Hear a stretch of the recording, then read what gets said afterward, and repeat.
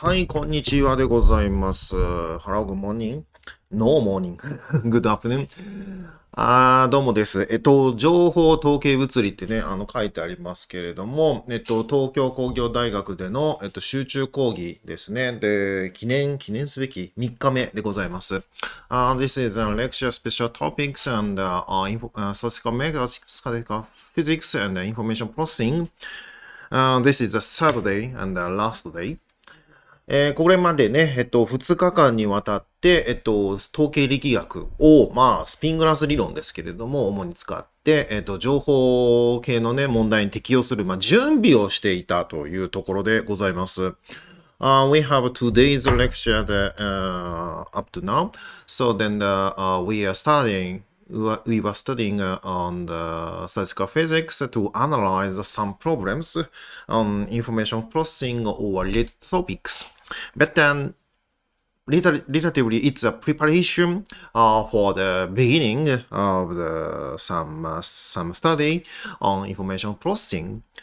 なので、今日は、ついに、実際にですね、情報科学の問題に、応用していくという例でございます。で、極めて地味な集中講義をしようということで今年は決めまして、ずっとスピングラス理論のね、その中でもレプリカ法というものをですね、地味にずっとやってきたんですけれども、なかなか視聴数がありますね。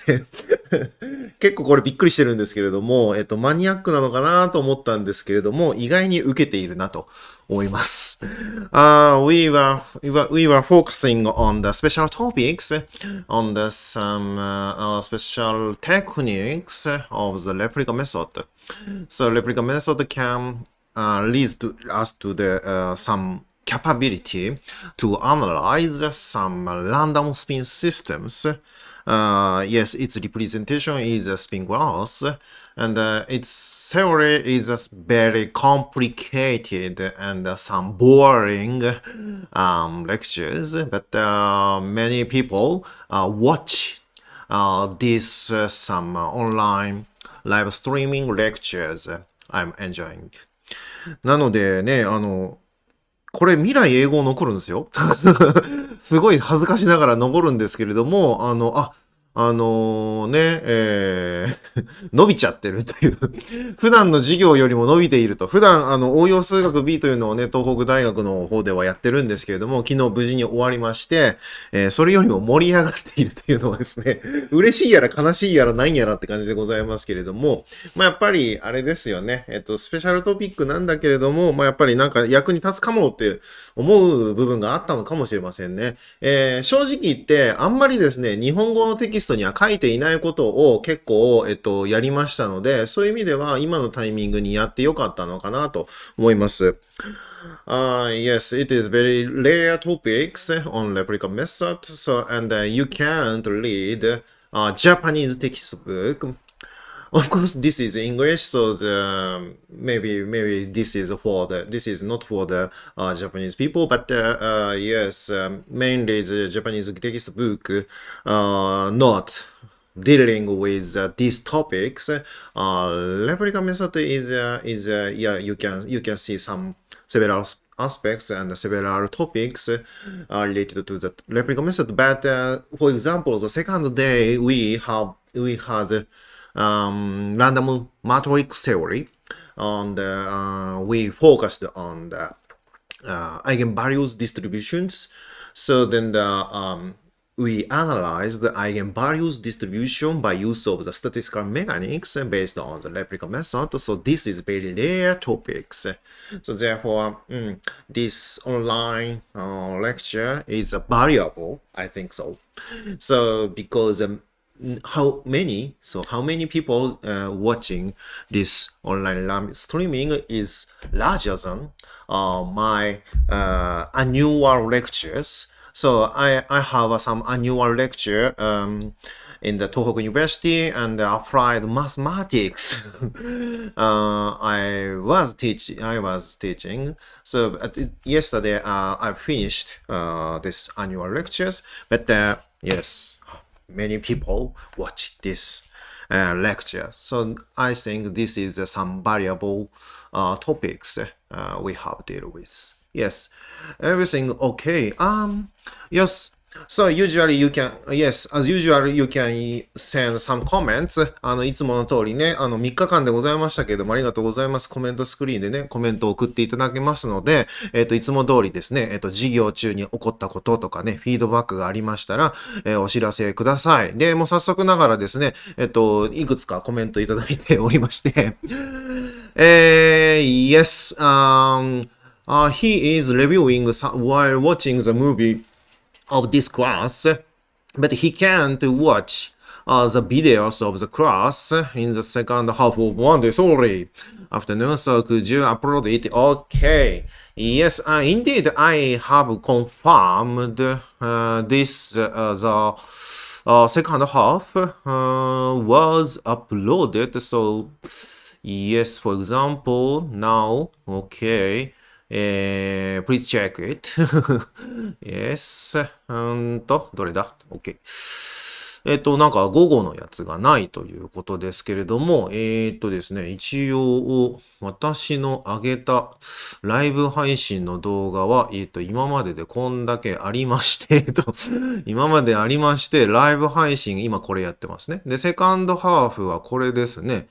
公開中になってます。This is a public, the second half.Yes, second day half after the afternoon. Yes, the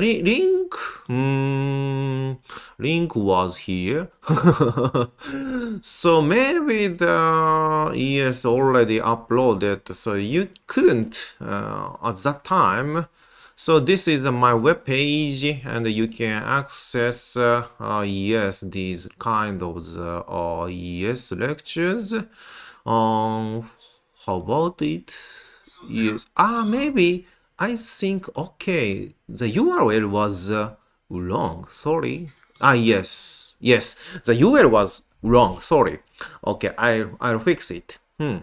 Okay.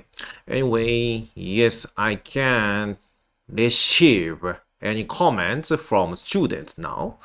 So, sorry, it wasn't on. Yes, web page, but it was only the YouTube channel. Oh, yes, he can.OK。あと、頑張って宣伝しました。Some students advertise this channel, this movie. OK, thank you. 頑張って宣伝してくれたということですね。はい。こんなもの宣伝していいのかって感じですけれどもね。何かね、引っかかることがある。統計力学とか数学的な、解析的な研究をね、したいという人がいらっしゃると思いますから、そういう方々にですね、届けば嬉しいなと思います。I'm pleased to yes, advertising this.Live streaming lectures. Please advertise this live lecture now on Twitter or some Facebook or something like that. いくらでもね、SNS 等々でまき散らしてください。はい。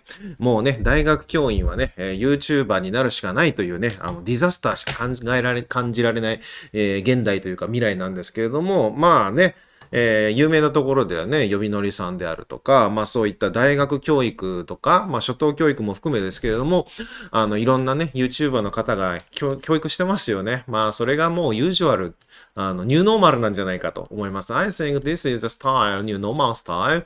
So several YouTubers on educational programs, yes, appears frequently. So therefore, this is some kind of the new normal errors, new normal styles, I think. なので、私もですね、YouTuber もどきになりまして、やっているという次第でございます。はい、じゃあ、で、3日目でございますけれども、2コマ分でございますね。We have 3 hours, only 3 hours. 3時間しかないので、やりたいこと本当はいっぱいあるんですけれども、なかなかね、丁寧に説明することも心がけてますので、やりたいことの半分ぐらいしかできてないですけれども、何かしら皆さんのですね、今後の研究の助けになればと思います。So we have only the 3 hours, so therefore it is very short, not enough to tell you I want to say what I want to say, what I want to tell. So, but yes, as far as I as far as possible, I will teach you on the statistical physics on machine learning today. というわけでですね、機械学習に関しての、統計力学ですね、を紹介したいと思います。すんごい長い歴史があります。その機械学習を統計力学にね、適用しましょうなんていう話はですね、もうそれだけ聞いただけでも科研費取れそうみたいに思っちゃうでしょ。実際ですね、それはね、もう結構な人がやってます。歴史がある話なので、そんな簡単な話じゃないんですけれども、でもですね、やっぱり、まだまだこれからだぞっていう側面がありまして、今日はですね、古典的な、古典的っていうのは伝統的な、お話をして、で、未来につなげていく。皆さんの研究はこういう方向性にあるんですよというところまで、その直前まで紹介しようかなと思います。So, from now, I will teach you some standard approach by use of the statistical physics and on the machine learning topics. So, but yes, the long history of the machine learning by use of the statistical mechanics. So, but now I think a little bit difficulty appears. Several problems of the machine learning by use of the statistical physics. So therefore, it is valuable to study by yourself for the near future. So I will some topics of the future direction in the machine learning by use of the statistical physics. Yes. というわけで、黒板のね、方に行きましょう。はい。どうやるんだとか言って。はい、こっちですね。はい、行きます。何かね、気がついたことがありましたら、コメントしてください。If you have some attention, so then please send some comment. Of course, now I switch off this screen to focus on the writing the blackboard, but I can see in the backside of my screen, I can read always your comments. 後ろにね、隠しちゃいますけれども、しばらくちゃんとね、しばらくじゃない、ちゃんと見れてますので、ご安心いただければと思います。はい。では行きましょう。今日は、today's topic is, yes, machine learning. Machine learning. The original plan was to tell you how to use some libraries on the machine learning or deep learning. For example, 2 years ago, maybe 2 years ago, I taught how to use the library of the machine learning or deep learning the second day of this lecture. But in this year, I have changed my mind and switched the topics to deeply analyze some random systems. 去年じゃなくて2年前だったと思うんですけれども、実は集中講義あったんですね。で、その時に、やったのは、そっちの方が嬉しいかもと思われたかもしれないですけれども、機械学習とか深層学習のライブラリーを実際に、触れるようにする、使えるようにするというですね、極めて有用な授業をやったんですよ。結構受けが良くってですね、実験系の学生さんとか、実験系の研究室の先生とかいらっしゃいまして、かなり盛り上がったんですけれども、今年は私考え変えちゃいまして、ランダム系の解析をとにかくやると。いうことでですね、受けを狙わないということを決めたんですけれども、ただその、レクチャーはね、録画されてませんでしたけれども、実はですね、私予定がありまして、しばらく YouTuber やろうと思ってるんですね。しばらく YouTuber つうか、しばらく授業動画を撮り続けようと思ってるんですよ。で、その時に、その深層学習のね、ライブラリとかを触ったオンデマンド動画とか用意いたしますので、もしも興味があれば、見ていただければと思います。Yes, on this year, we do not have some lectures on the how to use deep learning library, but I will upload some on-demand videos on the lecture of the how to use a library or some code on the deep learning. So later. So please looking forward to this movie. なので、今回は地味に解析します。はい。で、マシンラーニング。So, starting from 始めましょう。ここからですね、教師あり学習でございます。よいしょ。learning, or study. Learning is, of course, we learn from some teacher, something. So therefore, there is some teacher, and this scheme will be called as supervised learning. supervised. 教師あり学習とか言ったりしますね。学習っていうのは当然ながら、何か教えてくれる先生、ティーチャーがいらっしゃいますので、そのティーチャーに教わって、何かを学ぶ。ランするっていうことで、先生がいるというのが一応基本スタイルになってます。もちろん教師なし学習っていうのもありますけれどもね。Maybe you know, so there is a topics on the supervised learning. Of course, there is also unsupervised learning. But today I will teach you deeply the 教師あり学習 supervised learning、教師あり学習があるなら教師なし学習があるわけですけれども、それもね、本当は取り扱いたいんですけれども、一番簡単だし、その意味がわかるし、直感的にもわかるし、トピックスとしては教師あり学習を今回は中心に扱います。はい。で、裏のコメントではですね、in the backside, from student, he is looking forward to he is looking to for emergence of the YouTuber, Masayuki Ohzeki. Yes, thank you. YouTuber 大関正幸を期待していますとですね、なんか知ってるやつじゃねえだろうな。出てますけれどもね。はい。ありがとうございます。結構ね、僕楽しんでやってます。別に視聴者数が増えなかろうが増えようが、授業するのが好きなんだなっていうのをつくづく感じております。では、定義していきますね。We define the scheme of the supervised learning. まず、y mu イコール、y イコール fx. So this is simple expression of some relationship between the input and output. これ単純なね、入出力関係ってやつですよ。x denotes input and y is output. Yes. こんな感じで、出力 X で、ごめんなさい。入力 X、出力 Y っていうのを用意しまして、こんな風に関数関係とか入力関係とかがありますと。で、F っていうのは基本的には、計算であるとか、何かしらの、関数、関係性を表しているものでございますね。F is, of course, you feel, fx is a function. So function may be some calculation or some different relationship between the different components. こんな風に X から Y に何か変える仕組みがあるわけですね。で、例えばですけれども、X は、画像だとしましょうと。ね。そんで Y っていうのはその画像を見て、これは何であるかと。例えば猫と犬の識別とかね、簡単な例でありますけれども、X が動物さんの画像だとします。で、そうしたらその X を見たときに、これは猫ですねって言ったら Y が例えば0とか。で、犬ですねって言ったら Y が1とか。他にも馬ですねって言ったら Y が2になるとか。そういうのも、この F には包含されています。For example, this function is for you imagine.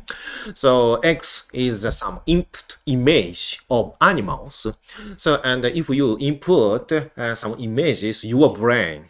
So then you can categorize or you can distinguish and classify the images, input images, into the some cat, dog, or horse.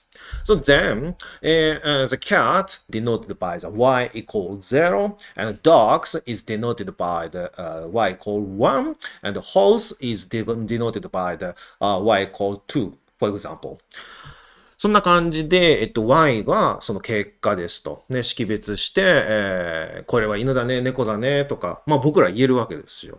で、それを機械にやらせたいわけですね。Human beings can categorize or classify some animal images into the animal names or labels, animal labels.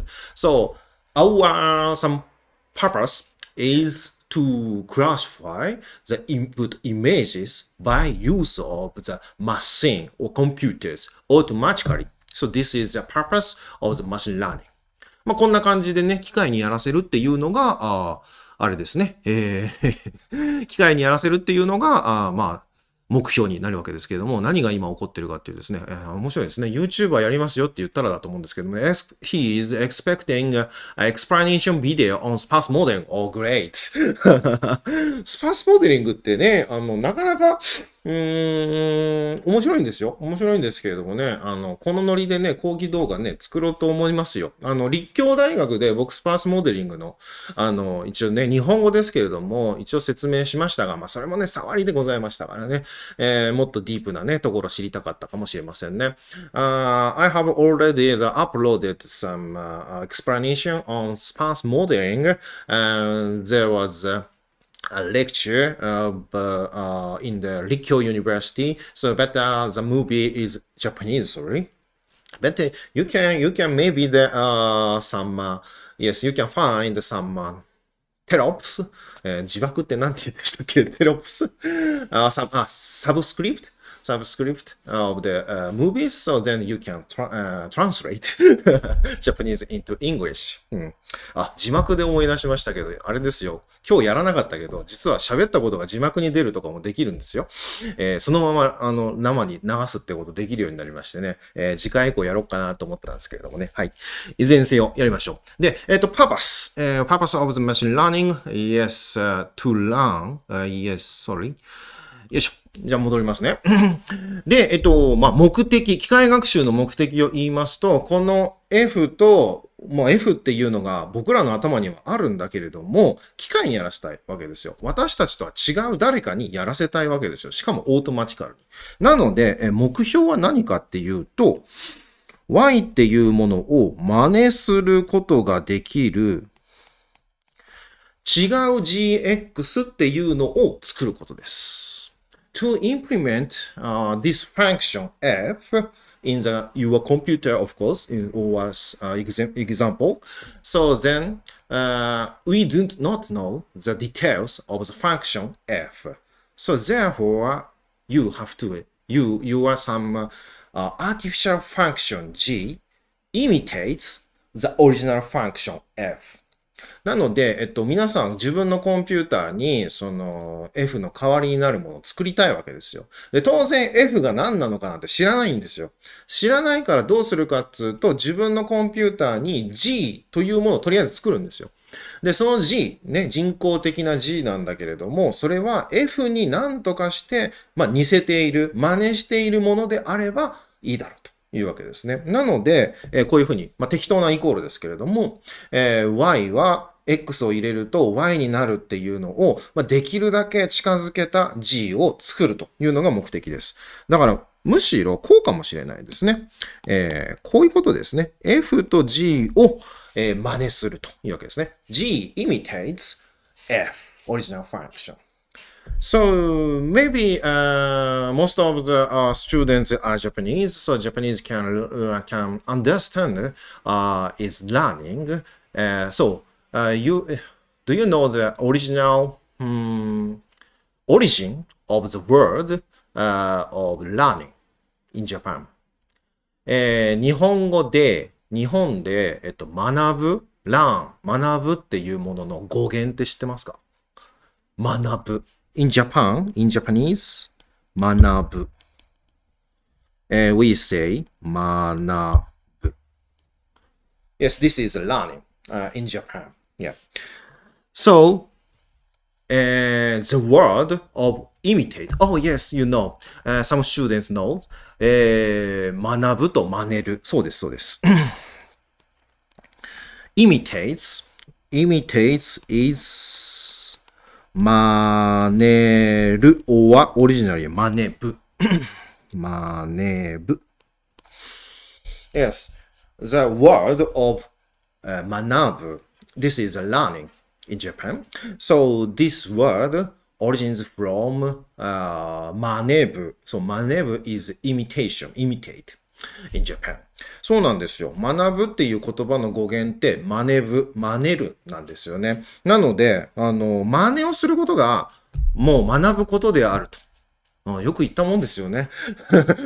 So therefore, in Japan, the concept of the imitate, is the same as learning. So you mean, so the machine learning, yes, G imitates F. This is learning. そう。なので、G が、あと F を真似するよって言ってましたけれども、それがまさに機械学習のコンセプトであり、学ぶというコンセプトと全く一緒なんですよね。そういう意味では日本人にはやりやすいことなんじゃないかなと思ったりはするんですけれども、で、問題はhow to imitate this original function. This is a problem. So then, you imagine there is some teachers and students. So teacher wants to tell students something. こんなこと考えてください。教師先生がいらっしゃって、で、生徒さん、学生さんがいらっしゃって、先生が学生さんに何か教えようとしていると。そういう状況ですよ。で、最初はですね、for the first time, the student, for example, learn some plus some足し算って何て言うの ?addition. Yes. Students wants to learn addition, simple addition for the first time. So then, teacher, for example, 1 plus 1 is the question. So then the students do not know anything on the details of the addition. So therefore, 1 plus 1, I don't know, random number generator, 3. 最初1たす1っていうのを先生が教えようとします。だけど生徒さんは最初は知らないはずなんですよ。だから1たす1は知らないな、適当なことを言ってみよう、3とかってね、乱数で言うわけですよ。ね。なんだけれども、そうするとどうなるか。How about that situation? So teacher angers. So therefore teacher attacks students. なので先生怒りますよね。何適当なこと言ってんだと。で、それで先生が生徒をバシーンと昔のね、昭和エラーでは怒るんですけれども、そういうことをしたわけですよ。Teacher, student, in the some learnings, so teacher angers students. So students modifies their minds.Okay, 1 plus 1, I don't know, but 3 is not. Okay, 2. Teacher, teacher, please. Okay, 2, yes. Good, good. 1たす1は何ですか知らんがなとか思いながら、でも先生が怒るからどうにかしないとなと思って、1たす1は適当だけど2とか言うんですよ。そしたら先生は、おーすごい君天才とか言って褒めてくるわけですよ。なんだかよくわかんないけど、1たす1は2だなっていう風になるんですよ。ねえ、do you know why 1 plus 1 equal to? I don't know. Because this is some definition, a simple definition of addition. So starting point, teacher forced to learn, make understood the students 1 plus 1 equal to. Why? I don't know. But the student learns 1 plus 1 equal to.ね、1たす1がなんで2になるんですかなんて問い詰めたら、そんなこと知らんがなって話なんですけれども、なんか知んないけれどもね、小学校の時に先生からしばかれて、1たす1は2なんだな、ふーんとか思ってるでしょね、1たす1はなんで2なんですかって言われたらもうそれだけで数学の問題でしょだけれども、とりあえず先生の言うことを従うかというわけですね。なので、G を変化させるというのがマシンラーニングで行われます。In the machine learning, we consider change of J to imitate the original function or imitate input-output relation as teachers said. なので、この機械学習では G を変えていくというわけですね。要するに僕ら、生徒、僕らが、考えを変えるというわけですね。先生は考え方変えないのに、生徒は考え方を変える。柔軟性ってやつですね。で、それでG を真似する、G じゃない、F を真似するために G を変えるわけですけれども、F はわかんないんですよ。先生の言ってることなんてわかんないんですよ。だけれども、わかることは何かっていうと、インプットとアウトプットの、関係性というか、インプットとアウトプットについてはわかると。We can only know input, output, results. So then, teacher prepared some set of the input, output, results. So we call this set is data set. なので、真似するために、先生は、まあ最初はね、厳しいこと言うかもしれないですけれども、データセットっていうもの、ね、入力をすると、こういう出力になりますよっていうデータセットっていうのを用意します。So this is a data set.Capital D denotes the set of the input and output. And with several items, mu index of the data and mu equal 1 to m. So this is some drills, some textbook or some training to learn, for example, the addition, simple addition or simple multiplication. So teacher said input as an example. So then the teacher said or answers its result y. So teacher several times repeat, exemplify x and y and x and y. So you can know this is a task of the teacher. まずなので先生は X と Y っていうのを何回か繰り返し言って分かったっていうわけですね。で、生徒は分かっちゃいねえんだけど、まあ先生が言うことを口答えしなければいいんだなという意味で、マスターするんですよね。そうなんですよ。理解するって真似をすることなんですよね。ねだけど大学ぐらいになるとね、自分の力で分かったっていうので快感ができるので、人間っていうのはね、なんか勝手に学ぶことができますけれども。So then, we define some error of the student.So students tend to the firstly tend to the classify. For example, the classification. So the students tend to the initially tend to the get wrong answers. So therefore, we have to define some errorness of the student's answer.なので、私たちはそこでね、生徒さんが、全然うまくいってねえよと、全然ダメですよということを定義してやらなきゃいけないわけですね。エラーをってわけです。で、なので、エラーもしくは、ロスって言いますね。それを定義する、ロスファンクション。日本語では損失関数とか言われたり、誤差関数と言われたりしますね。So then we define some error function or called loss function to define the some misclassification. In the case of the classification case, misclassification by the student or some errorness given by the student. We define this function.なので、おめえ間違えてるよということを教えてやる必要があります。So this is an example. Of course, loss function you can freely define. 損失関数ってね、別に決まりないんですよ。自分で定義してください。なんでかっていうと、これ先生のことですから。先生が決めるんですよ。ね。先生が生徒がどれくらいずれてるときに、しばくかしばかないかっていうことを決めるんですよ。だから、厳しい先生は、とあるファンクションを持ってるし、優しい先生はもういいよいいよ間違っても全然いいよみたいな定義を持ってたりします。はい。So, depending on the teacher, the definition of the loss function can change. Strict teacher or not strict teacher. Yes. 今、特定の人の名前を言いそうになりました。よいしょ。So then, So then, for example, this is an example. Why? Yes, this is a target of the solution answers. So then we prepare some models to imitate original input-output relation. Yes, so we take some difference between the y and gx.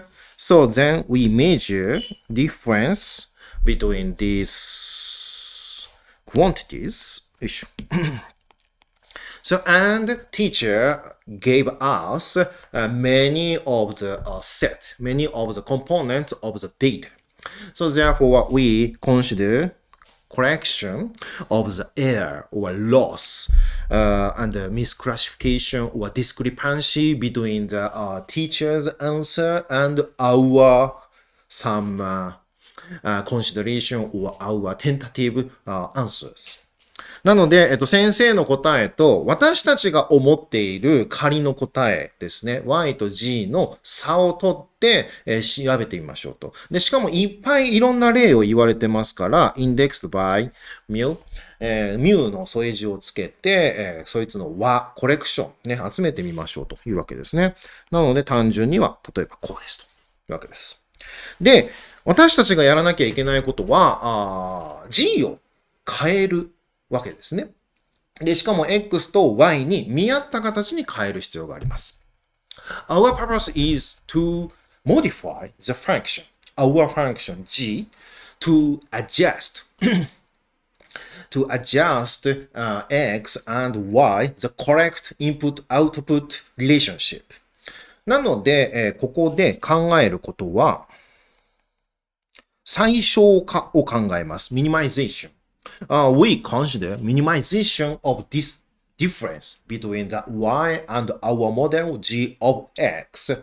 So, while changing the form of the function g.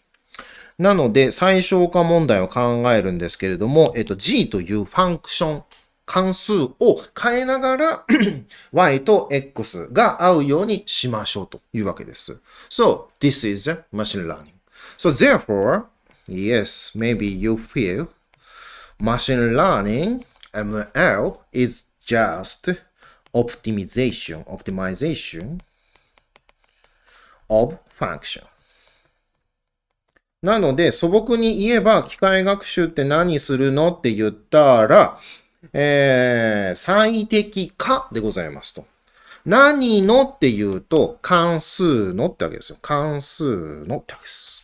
ね、関数 g of x の、最適化ですと。何に対してかっていうと、合わせるものがあって、データ、エビデンスとか結果、現実ですよね。現実に合わせるというのが営みです。So this is the purpose of the machine learning, and this is some concept of the machine learning. So machine learning is just optimization of function. So the function is defined by yourselves.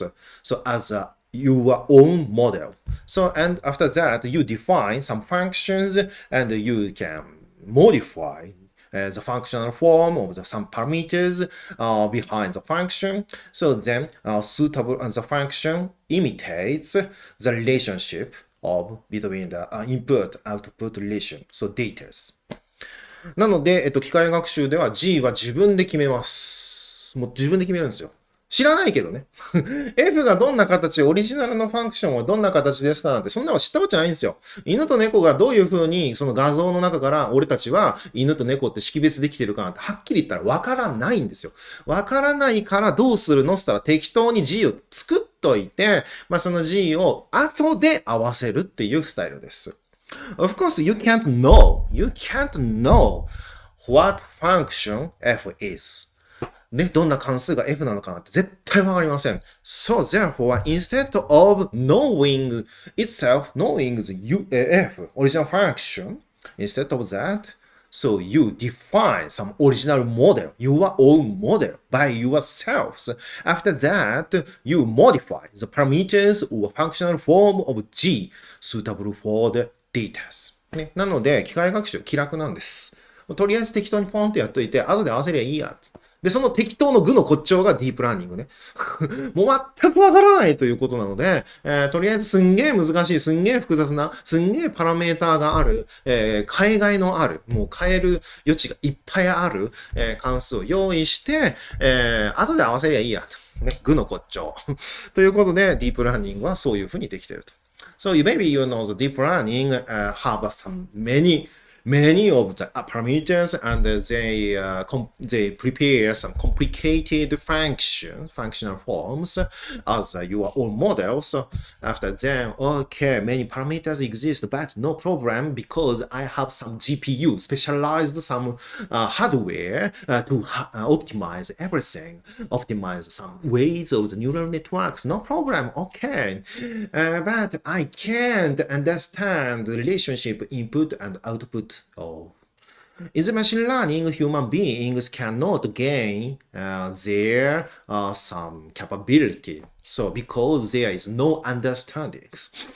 ね、ディープラーニングよく言われてますけれども、ね、もうアホみたいなんですよ。はっきり言えば。GPU あるから大丈夫ですよ、つって、ニューラルネットワークでも何でも来い、つって、すんげえ難しいモデル用意して、それでデータに合わせるから、もう何でもいいから持ってこい、つって。で、そんで、オッケーオッケー、プログラムして、シフトエンター、ゴーつってやるんですけれども、そうすると、できたみたいな感じでしょ。で、オッケーオッケー、データ、結果、正解、よしよし、いい感じ、つって。それでお仕事になるわけですよ。だけど、君自身は賢くなりましたかっていうと、全然なってないですよね。だってなんで犬と猫が識別できるか全然わかんないもん。それってどうなのよっていうわけですよね。で、もちろん、いろんなアプローチあります。ディープラーニングして、その中から、例えばね、ディープラーニングじゃなくてもいいですけど、マシンラーニングの何かの方法を使って、それで何かできた後に考える。After performing some techniques on the machine learning, so then you have some result. So you have resulting good functions imitating the original function. Okay, good. But you can't know anything further imitation of the original functions. So you can't know why human beings can classify animal images into some animal names or labels. So instead of that, of course, after performing the deep learning, so there's some investigating the structure or some property of your function. So this is one strategy. And the second strategy is, of course, so several analysis on this function or some property of the machine learning. なので、一つの方策はディープラーニングやった後に出てきた結果とかをね、なんでしょう。解析するとか調査するっていうのも一つですよ。なんでうまく識別できたのかなーつって考える。それも一つの方策ですよ。だけれども、そうじゃなくって、実際にこれ、どんな関数が識別ができるのかとか、どんな、関数だったらうまくいくのかとか、そういうことを、積極的に解析するっていうのが、やっぱり一つずつ機械学習のことを理解する一歩なんじゃないかなと思います。じゃあ question. What about if we use knowledge representation? Of course. So maybe, yes, in some cases you already know some good features or good representation to imitate the input-output relationship. So then the functional form of G is some restricted on some forms, specialized forms, or yes, you can prepare some good basis to represent the function or input, output. Yes. もしもなんか事前にね、構造とか、なんか表現方法とかを、うまい表現方法とかを知ってれば、この G of X の作り方とか、形とか、あと X を表現する規定、ベーシスに関わる。Y もそうですよね。そういうのを知ってればそれを入れるべきなんですよ。で、知らなかったらわかんねえっつってディープラーニングにやらせるんですよ。具の骨頂ってやつですね。わかんないからやるんだろ、研究後って話なんだけど、わかんないから任せます、アウトソースしますっていうのが具の骨頂です。そういうことしないでねってわけですよ。で、結果見えてきたなんか新しいベーシスとかリプレゼンテーション表現が分かったら、それはそれでいいことだっていうことで積極的に前に進めるっていうのがある意味新しい形だよねっていうことでデータサイエンスっていうのが始まってるわけですよ。Of course, as a result of performing the deep learning, so then you have some specialized basis or you can find some representation as a result of the deep learning. So then, okay, this is a good result. So then you learn from the deep learning. Yes. So deep learning can catch from the data, some structure or representation, good representation to express input-output relations. So therefore, as a result, you can find some good basis. So then this is some valuable result gifts from the deep learning. So from data, we can learn something. So this is some concept of the so-called famous word data science or data-driven science. ね、有名なワードありますよね。データサイエンスとか、データ駆動科学とかね。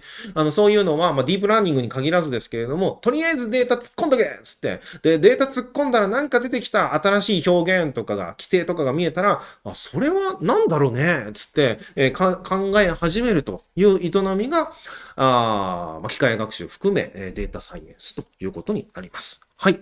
なので、要するに、最適化をしなさいと。はい。で、G of X を決めなさい。で、G of X を最適化しなさいっていうのが目的でございましたので、なので、やることはこういうことです。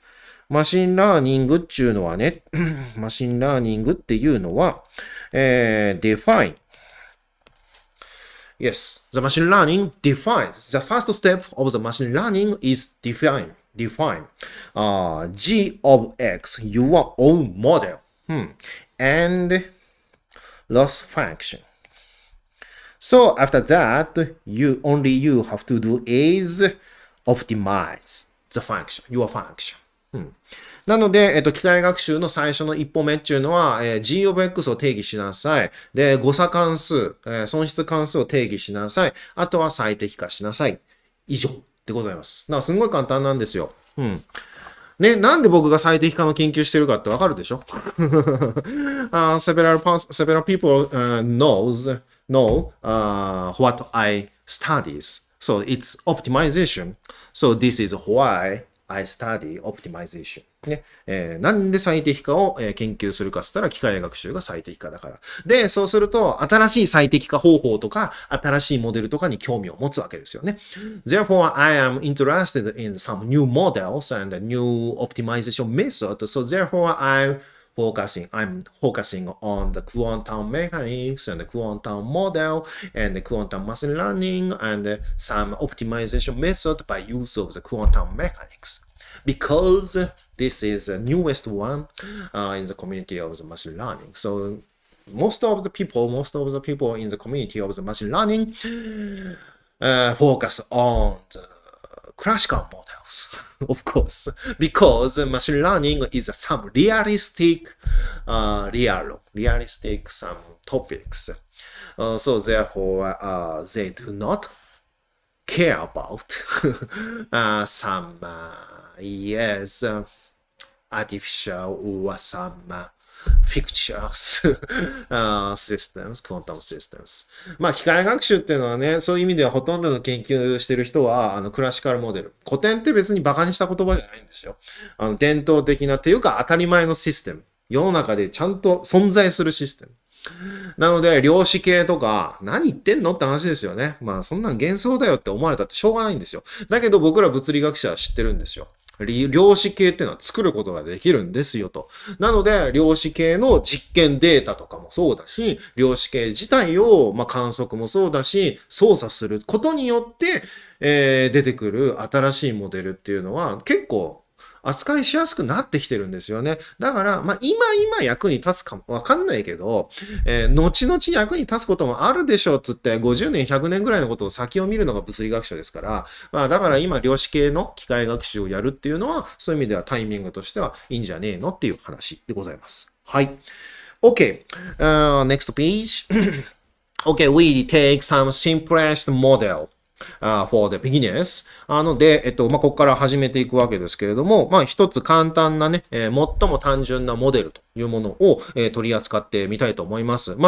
一番最初に、機械学習自体が初めてという方もいらっしゃるでしょうし、僕らの目的は、機械学習全般を扱うっていうことじゃなくて、統計力学で、機械学習をしてみたいということでございますので、その、扱いのしやすい、簡単なモデルというのを今日は紹介したいと思います。はい。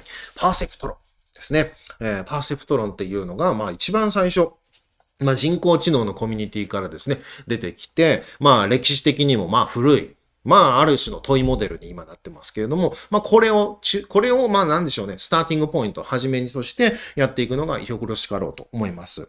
ある意味ですね、次世代におけるイジングモデルのように、機械学習における、イジングモデルみたいな。ものでございます。So this is some first step to learn the machine learning in context of the statistical mechanics, so perceptron.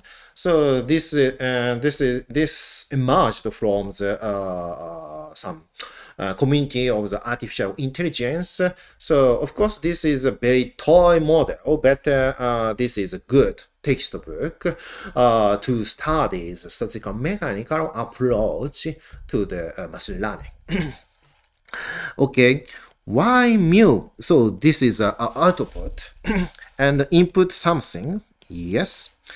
So input something. So teacher has some function, but we do not know these original functions. So then we imitate. Okay, we imitate this original function by considering sign of the results.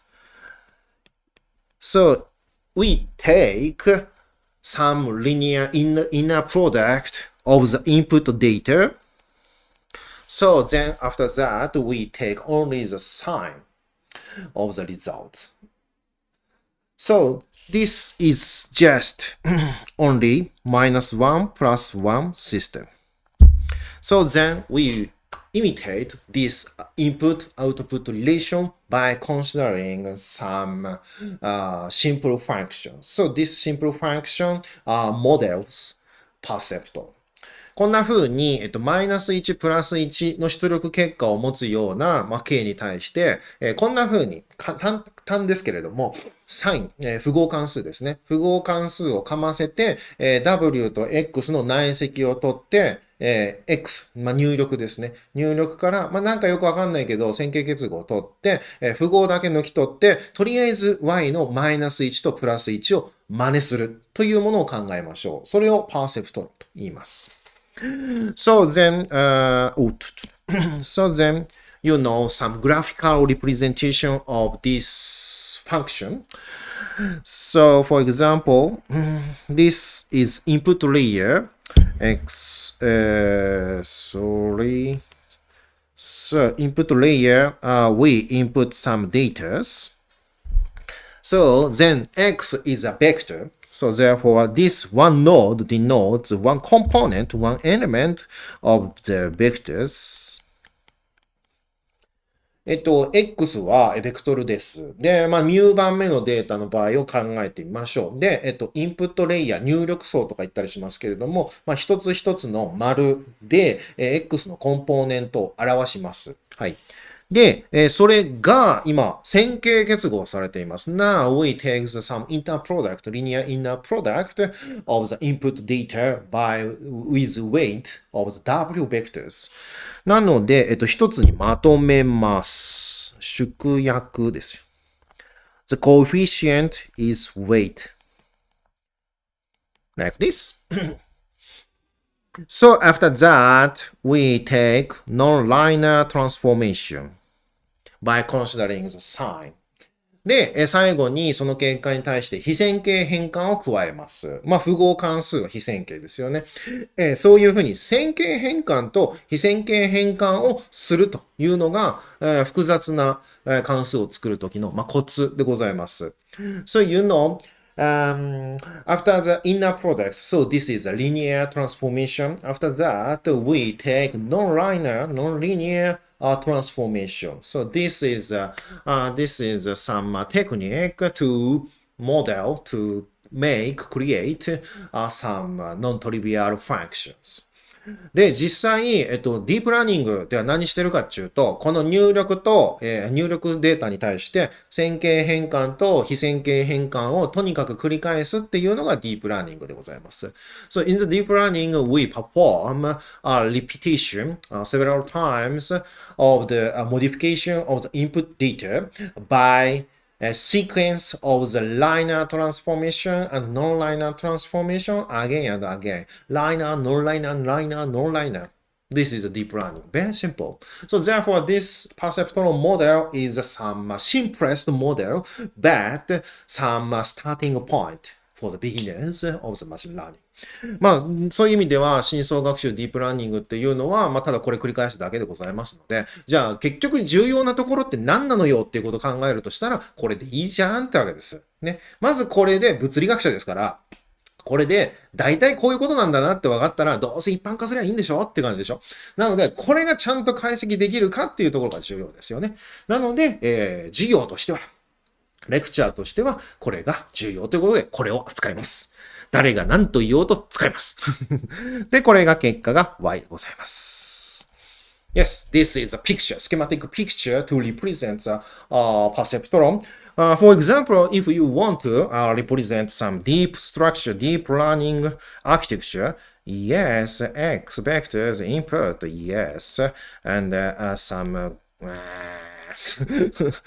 many of the connections and non-linear transformation. Non-linear, and after that, linear transformation, and after that, we take again non-linear transformation again and again, and after that, we get the result and we take some output. This is a deep learning architecture. So simplified into this model. なので、そんな複雑なこといきなり考えるっていうのはね、物理学者っぽくないですから。ね、どうせ後でやったらね、有効モデルっていうのが出てきて、一体化されて、どうせ偏近波近似でいいんでしょっていうのが関の山ってわけです。だから、ここの部分に集中するっていうセンスが物理学者なんですよ。これはね、誇りに思っていいと思いますけれどもね。はい。で、we define model function to imitate the original input and output relations. So then, and we need the second definition of the loss function. ねこんな風に、関数定義しました。オリジナルの元々の入出力関係を真似するものを定義しました。ね。で、最適化するんですけれども、どんな基準で最適化するのよってわけですよね。似てるかどうかを、特徴づければいいわけでございますよね。なので、じゃあこんなこと考えましょうか。y-mu と、はい、結果と、wx 内積を取ってサインが同じならいいんでしょということは積を取って同じだったら万歳って喜べばいいですよね。で、もしも間違えてしまったら、がっかりというふうにすればいいですよねというわけです。で、なので、こうですね。サイン取って、w の内積をして、X と内積をして、こいつを全データについて考えますというわけです。で、こいつが最小化されればよろしかろうというわけですね。最小化されればよろしかろうというわけです。So we take some product between the y and the sine because sine is our output. So y mu is some answers. So and we consider to the perfect matching y and sine. So by considering some minimization of the loss function. So therefore we define the loss function for this model. For example, so this is just an example. You can define the loss function arbitrarily. So, but simply we may define this function as loss function. まあこれあくまで一例でございますね。一例でございますので、別に他の定義したっていいんですよ。まあそれでね、うまくいきゃ何だっていいんですよ。で、うまくいかなかったらごめんちゃーいってわけですけれども、そんな風にして、まあ定義、自由にしてください。まあここの場合はね、y とサインが揃ってくれて、for example, the plus 1, plus 1. So then we take the multiplication. So minus. So then the, yes, good, estimate a good model to represent, to imitate the correct answers. ね、もしも、例えば、こっちの自分のモデルがプラス1出して、結果もプラス1を出して、で、積を取ってマイナスつけるからマイナス1って下がってますよね。なので、y と俺モデルは正確に一致しているぞということで安心ができます。もしも逆だったら、if your model takes a -1, for example, but the solution but answer +1. So then -1 +1, and you take the minus, so then the +1. Oh, wrong. So therefore, you have to consider the modification of your model by tuning the value of the W weight. Yes? So then W can be modified following to some optimization method. So then your model can change its output, adjust to the correct answers. でもしもマイナス1を出したとしても W を変えることによって、正しい答えを出せるようにするというわけですね。で、それで正しく W が出来上がれば万事 OK というわけです。なので、もうこれで見てわかるけれども、よいしょ。これ、ロスファンクションっていうのは、要するに、物理の言葉で言えばですよね。In the context of the physics, we can regard this loss function as energy function of W vectors. So W vectors, we say often weight of the networks. これでわかりますよね。損失関数をエネルギーファンクション、エネルギー関数だと、見なしてしまいましょうと。そうすればもう直感働きますよね。W のベクトルっていうのは、ニューラルネットワークの重みとか言ったりしますけれども、要するに重みが自由度ですと。で、その自由度がどんな風に変化しますかのルールを決めるのが損失関数です。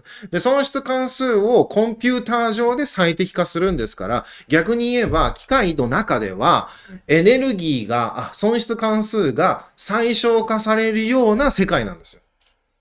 この見立て面白いと思いませんか？ So, in the context of the machine learning, your computer is some refrigerator. So, your computer is some physical system you imagine. So the computer optimize the network weight of the networks following this loss function.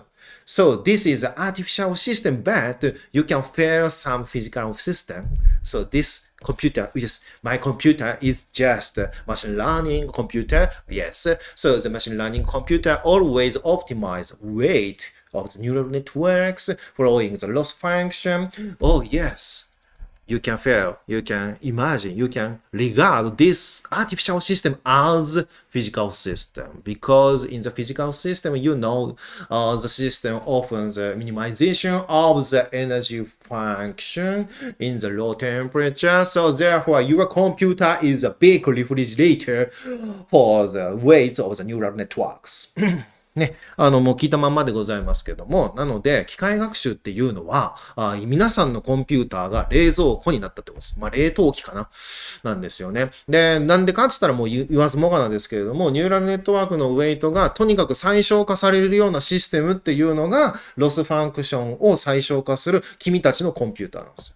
なので、その機械学習をするコンピューターっていうのは、エナジーファンクション E of W を作って、その W っていうのはニューラルネットワークのウェイトですけれども、そいつにとってはただの冷凍庫ってわけです。っていうことは、低温の物理を考えるっていうことがマシンラーニングってことですよ。低温物理学が来ましたよってなるわけですね。じゃあ低温でめっちゃ面白いことが起こるのって何よつったらクォンタムメカニクスじゃないですかってわけですよね。So you know that in the low temperature region, some interesting behavior or phenomena appears.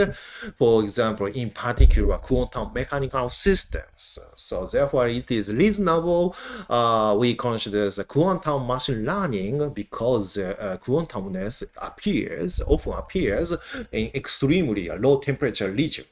ね、なので機械学習で量子機械学習を考えますと超自然ですよ。考えない方がおかしいよねってぐらいですよね。で、もちろん現実的にデータアナリシスに使えないからまだね、いいじゃんそんなこと考えなくたってっていうのもあるけどね、実学に基づけばそうですよね。だけどもさ、いや、物理学者からしたらさ、低温こそ命じゃないですか。低温になって初めて面白いこと起こるんじゃないですかっていうことなので、やりましょうよ。ね。はい。長くなりましたけれども。はい。では行きましょう。というわけで、Let's go to the physics. ね。The problem of the machine learning is just the problem of the physics in low temperatures. ね。機械学習の問題は、もう低温の物理なんだから物理をやるのが自然。ね。そうなんですよ。コンピューターは自然なんですよ。ね。この観点ね、大事にしてほしいなと思います。コンピューターはコンピューターで自然じゃないですとか。違うんだよ。コンピューターにルールを与えた時点でもう自然なんですよ。自然って何ですかって言ったら、ルールが与えられた、もう究極のシミュレーターじゃないですか。量子力学に基づく。ね。だからそう考えると、マシンラーニングって自分の小さいコンピューターの中で小さい物理系を用意してるってことなんですよ。すげえ面白くなってきた。自分で言いながら面白くなってきました。Yes, this is very interesting aspect, I think. Yes, you can feel some natural things, nature, from the machine learning. Yes. Okay. Okay, let's go to the physics. So this lecture is is statistical physics. So therefore, we focus on the statistical physics. Sorry, not quantum mechanics. Of course, we are also interested in the quantum mechanics, but this topic is specialized to the statistical physics. Sorry. ね、散々言ってますけれども、そんなこと言ったって統計力学がね、重要なんですよ。クォンタム、量子力学を取り扱うっていうのももちろんあるんですよ。だけれども、それよりも、ある意味、教育効果が高いのは統計力学だなっていうことで、この話題をセレクトしています。Of course, in the physics, too complicated to study something, 難しすぎるとね、何にもできませんから、we simplified this model or this situation. So now you find this model is very simple, yes. But teacher is very complicated because y mu is equal to the some unknown function fx. Okay, simplified. We consider input, yes, generated by randomly following some simplest distribution function, for example. Yes, this is just a first step. 最初の一歩として、めっちゃ単純じゃんと思われても仕方がないですけれども、めっちゃ単純なものでどういうことをやるのかということを把握しましょう。マイナス2分の1の x ミュの x、二次形式、クワドラティックフォーム、つまりガウス。distribution ガウス分布ですね。So now we consider to take sample of the neural input data. So input data follows, this is assumption. Input data follows some Gaussian distribution. Sorry, this is a variance. N. So N is the number of the component of the input data. M is the number of components. And M denotes number of data. Yeah. And so this is the first step. We consider generate from some random distribution. Y is also some follows distribution function like this. Some uniform distribution of the binary variables. -1 and +1 equal probability. So this is just assumption as a first step. 最初でございますので、超簡単な版考えます。X がランダムです。Y も一応分布でランダムです。だからすんごい難しい問題なんですよ、これ。X がすっちゃかめっちゃかで、Y が-1をじゃあちょっと近いデータ、似たようなデータ、-1だよなと思ったら、+1って言われるんですよ。すんげえ複雑なの、これ。This is too complicated in the sense of the data structure because if X slightly modifies from the original one, so then we expect similar X gives a similar Y, but if you take some random distribution of the output, so then slightly modification input, then output generates randomly -1 +1. Oh, we cannot consider any structure of the details. This is completely a difficult problem in the sense of the machine learning. 言った通りですけれども、X がちょっと変わっただけで Y がギャンって変わりますので、データ構造よくわからない。もう全然ない。そういう、ある意味人工的な問題ですけれども、すんごいデータの構造としては難しい問題を考えますと。ね、ド M かって話ですよね。ド M なんです、物理学者は。はい。じゃあ、let's define the partition function of this system. So, you find the energy function. ね、エネルギー関数ここにありますから、分配関数定義するの簡単ですよね。And you find that this problem is just, sign. 符号だけの問題でございますね。内積取って、符号を取りますから。So therefore, you can omit the magnitude of the vectors w. なので、大きさ無視している K でございますので、W の大きさを規格化しましょう。規格化が自分で大きさこれぐらいだよっていうふうに置いときましょう。ね。向きだけが意味を持つので。Yes, we set some assumption because the model takes only the direction of the vector. So therefore, we set amplitude or magnitude of the vector is set to be unity. Oh, so this is L2 norm, or you know simply the norm of the vectors as usual. Yes. こんな風に大きさを置いといて、大きさ決めといて、向きだけしか興味がないので、これをエナジーファンクションとして、パーティションファンクションを定義いたしましょう。Let's write down the partition function of these systems. So this system is a natural systems that in your computer. Okay, let's compute some integrals or realization of your weights, your neural networks in this case. So, and, sorry. The magnitude of this vector is 1 over n. This is just for the simplicity of the analysis. So, the magnitude or norm of this vector is sorry, inverse, not inverse. Sorry.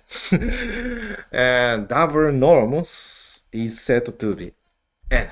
Yes, because this vector has n components, so therefore, to hold some extensivity of the system, so this is physics. エネルギーの資料性を満たすようにですね、n に比例するようにしてます。n コンポーネント持ってますので、すいません。はい。で、we consider some condition of the vectors like this. You can use the delta function to restrict the condition of the vectors. ね、ベクトルの条件ありますので、こんな風にデルタ関数で書いちゃいます。で、次はエクスポネンシャルマイナスベータ。マイナスベータですね。なので、プラスベータ。y ミュー、サインの w、x ミュー。よいしょ。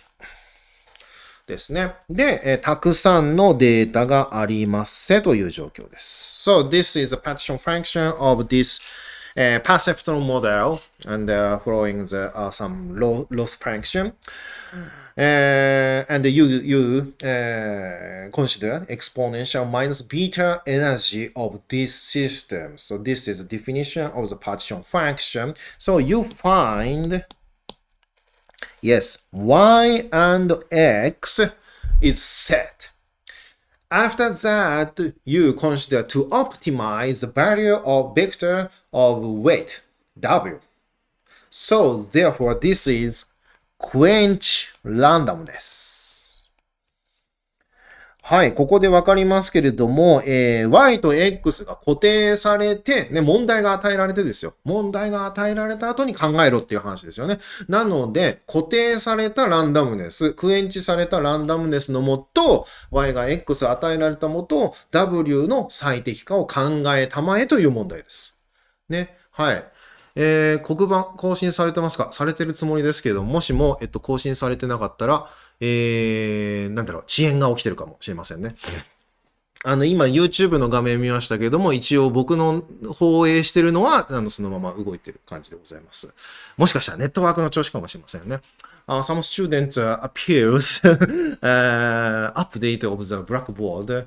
They lost blackboard updates.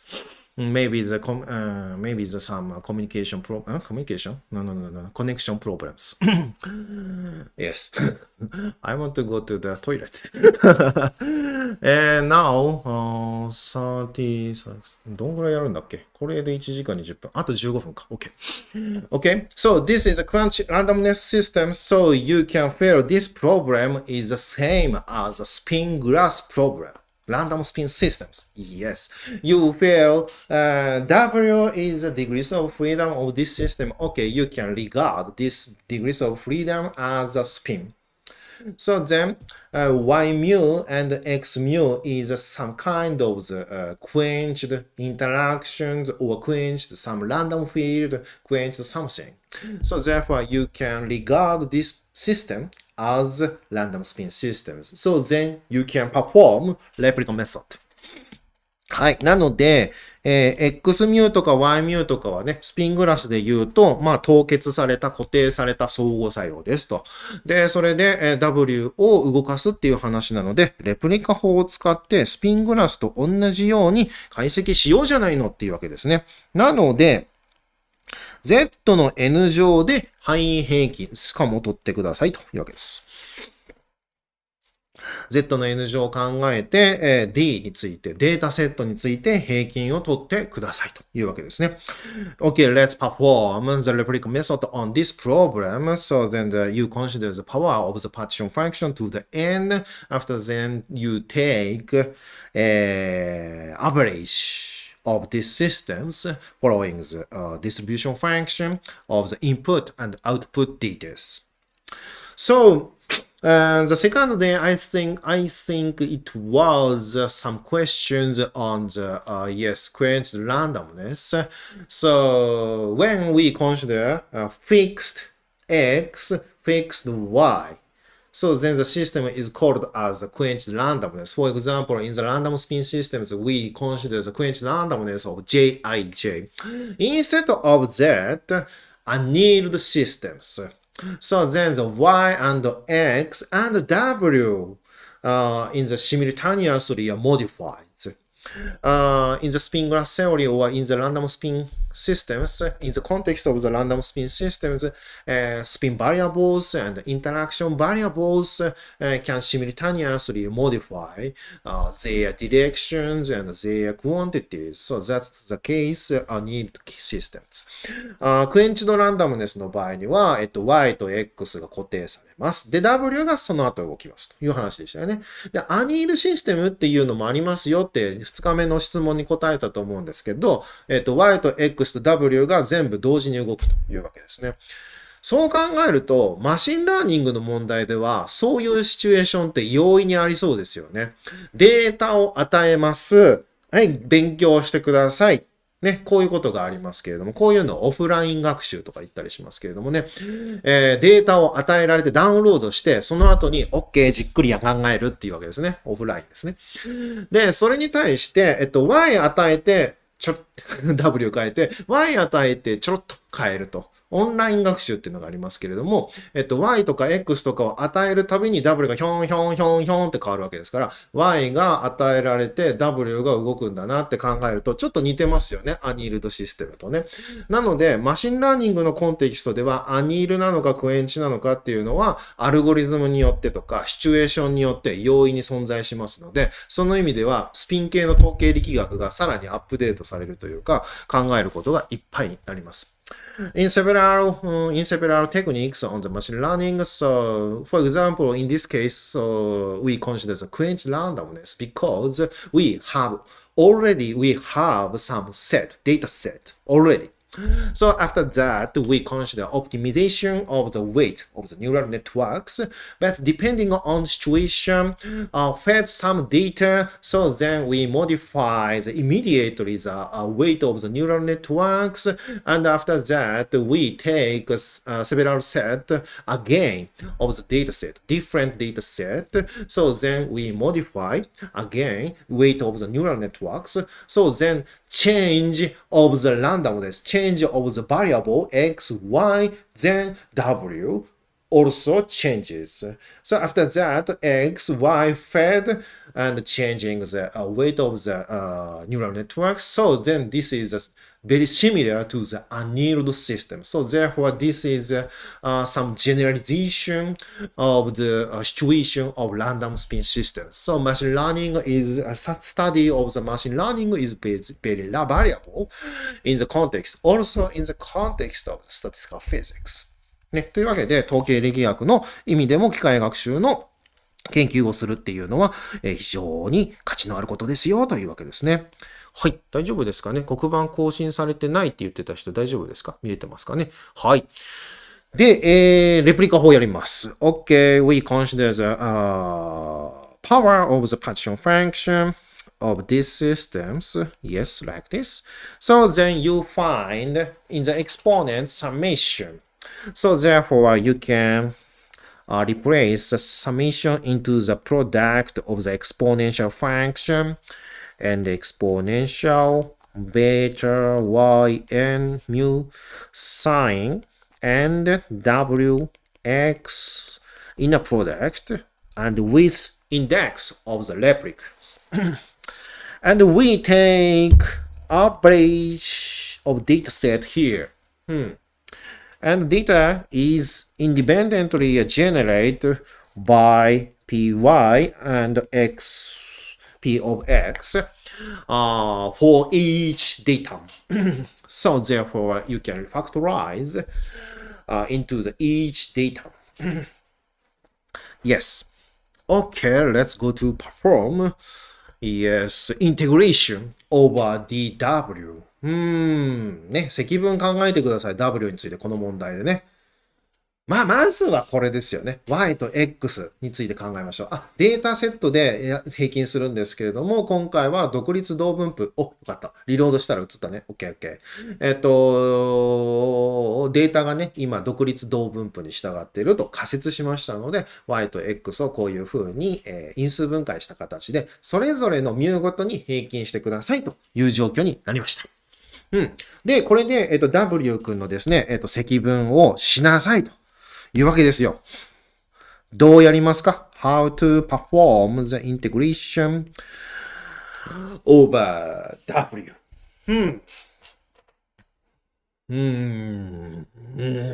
て感じですよね。So, please.Remind yourself the second day lectures to perform some analysis on random matrix distribution functions. So then you find some inner product here. So here you pay attention. So, and you define u mu a defined by inner product w and x. So, and x is a random variable. So therefore, this is some kind of the summation of random variables. So therefore, this quantity u mu a follows central limit theorem. Yes, this is a topic on the second day. So therefore, you may apply central limit theorem, this u mu a, new random variables. So u mu a is also random variable because this is a correction of the summation or correction or summation of random variables. So, but this is a lecture. I again teach you. So property of the random variable u mu a equal 1 to replica number n. Property again. Yes. So this u mu also the random variable. So therefore a distribution function for this quantity again. Yes. So if you find the structure or functional form of P of U, so then you can perform easily. Instead of this W and X, instead of use these quantities, you may use U vectors. Okay, this is a definition of the distribution function of the U mu. U mu consisting of x mu, so therefore we consider a manipulation of the integration over or realization of the x. So and x follows some distribution function like this. So and u mu a is defined by w and x mu in a product. Yes. So therefore you may use third technique. So you find some delta function. Yes. So you can use different representation of the delta function by considering the Fourier transformation. So therefore x mu integration, and we introduce some integral variable tilde. So exponential. So this is a definition of the distribution function 1 minus n over 2 x mu and x mu.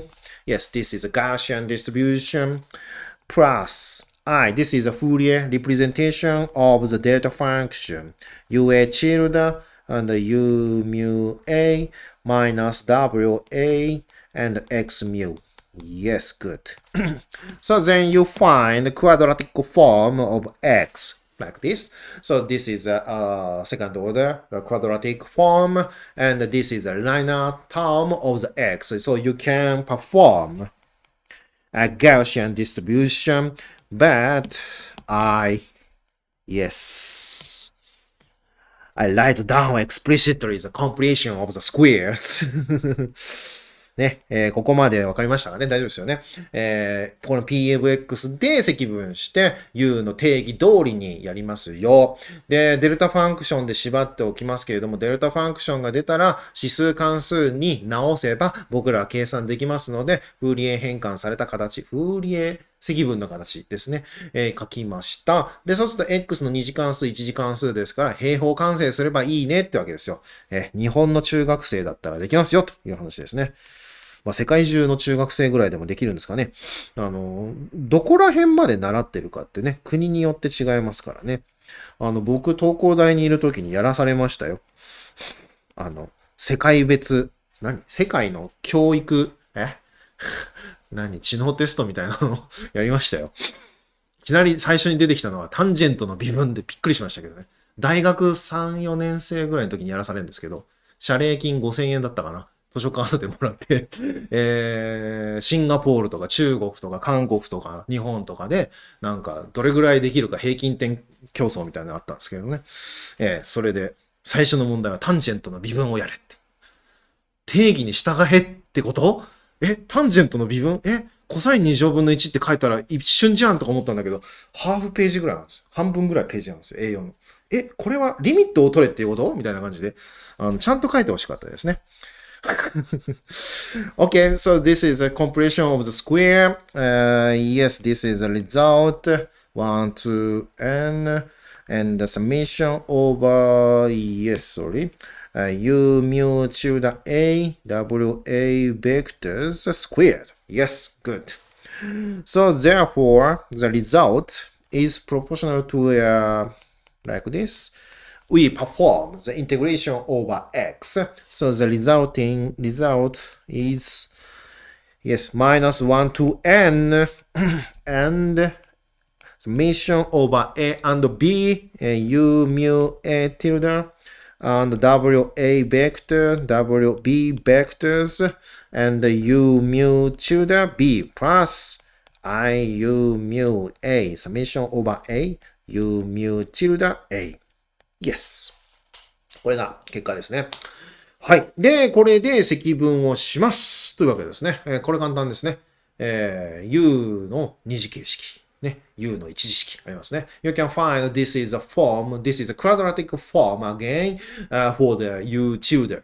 Yes. So you can perform again the Gaussian integrals. Yes. This is the result. Yes, the result is proportional to the exponential. So you perform the integration over U tilde. Yes. So then U minus 1 again A and B summation and U only U mu and Q inverse AB and U mu B. Here I defined the matrix Q. So its element is QAB matrix. So QAB is, yes, here. 1 over N and WA and WB in a product. You can find some other parameters. ね、見えますね。N 分の1の、WA と WB の内積を QAB と置きますと、それをガウスインテグラル、ガウシアン積分すると、それを成分に持った行列の逆行列だけが残りますが、ここで秩序パラメータっていうのが見えてきます。Yes. This is the order parameter of these systems. So if you regard W, weight of the neural network as spin variables, so then you find spin glass parameters, spin glass order parameters. Ho ho. Yes. Thus, U mu A follows mean 0. 平均0で、コバリアンス QAB の、ガウシアンディストリビューションですと。Yes. ね、U が平均0で、QAB という共分散を持つガウス分布に従うということが分かりました。なので、中心極限定理と全く一緒ですよね。よいしょ。これ前回強調するの忘れたんですけれども、よいしょ。これね。要するに、セントラルリミットセオレムですよと。セオレムと同じですと。So this is a same as the result of the central limit theorem. So central limit theorem is just a summation of the random variables. So this is a generalization of the central limit theorem to the case of the inner product. Some summation with weights. Yes. So this is also the case. And we can use this equivalence of U mu A is equal WX mu. Yes. Okay. So here is a stopping point. We take some breaks for the 15 minutes. About yes. Now some comments I have. This is a this is a funny comment. After the break, I will introduce his comments. Okay. So now we are now in the 3:55 o'clock about. So therefore, starting from the 16, 10. Yes, 16:10, we start the last lecture of these topics. Okay. はい。4時10分から次のね、やつやりましょう。時間足りるかな？ギリギリっつうかちょうどいいな。OK。はい。というわけで、じゃあちょっと15分ほどご休憩いただければと思いますね。トイレに僕も行きたかったんですけれども、皆さんも行ってください。はい。Let's take the break. See you.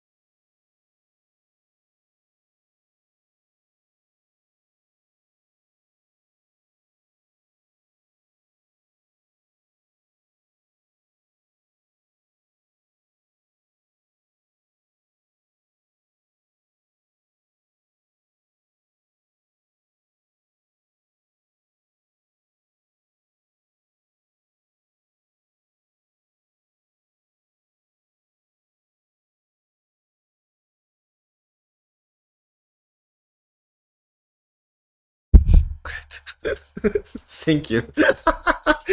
今何喋ってたか分かんなかったよね。ごめん。はい。The mic is now online. Sorry. 運動してくださいねっていうこと言ってました。はい。ありがとうございます。皆さん。Yes, and I talked about my old friend. My old friend was passed due to some disease of the blood clot. Yes, damaged to my older friend. So this because yes, you know these days we do not care about our body and we do not move enough. So therefore, please exercise to improve your current of the blood. 私の先輩に当たる人なんですけれども、血栓、血の詰まりが運動しなさすぎてなのか、まあいろいろな理由だと思いますけれども、なっちゃったっていう人がいたんで、皆さんもね、この状況でね、そういうことないように、若いから多分大丈夫だと思うんですけど、運動とかしながらね、やっていただければと思います。ありがとうございます。はい。コメントね、ありましたけど、雑談ですが、と。いいじゃないですか。雑談しながらやるのがこの授業のいいところでございますよね。自分で言うなって感じですけどね。This is just only chat. Some teacher, some professor of Tokyo Tech gave some problems. Yes, the question was define the entropy. へー、そんな意地悪というか、眼蓄のある問題を出したやつがいるんですね。誰でしょうって。まあ、統計力学とか熱力学関係の先生ってことでしょう。まあ、もう数えられるだけですよね。マジか。どう答えりゃいいんだよねって感じですけれどもね。平均場理論の場合には明確でございますけどね。はい、and yes, we have some questions. And yes, I said yes, the offline learning can be considered as a quenched spin system, and online learning can be considered as the anneal system. Yes. Is it possible to analyze automated machine learning, including neural architecture search? Yes, neural architecture search is while optimizing the weight of the neural networks or tuning the models. So then some outer some systems searches some different models. Yes, with statistical mechanics. I don't know. I don't know, but little bit difficult, I think. And yes, but this is a new problem, I think. 今ね、ご質問されたのはね、クエンチドスピンシステムと見なせますよね。オフラインはとか、オンラインはアニールですねとかいう話があったんですけど、まあ一つ、枠組みとしてニューラルアーキテクチャサーチっていうのがあるんですけれども、それも統計力学で、できたりしませんかって。まあね、知らん。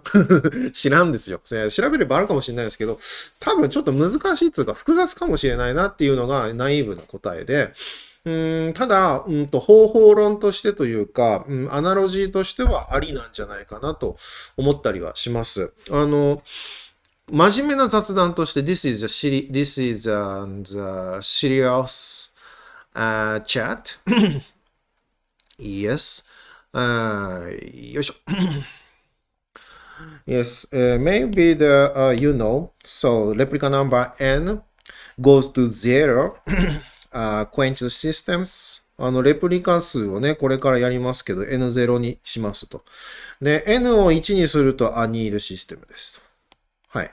で、もう少し言うと、この間もあります。There is a middle region between the quenched and anneal systems. So, of course, N equal from 0 to 1. Yes, for example, n equals 0.5. So this is called as a partial anneal systems. 部分的に柔らかいなのかなパーシャルアニール系とか言われてますね。まあ、どっちも動くんだけど、そのスピードが違うっていうことですね。クエンチは、ガチッと固まってる。で、アニールはすげえ動いてる。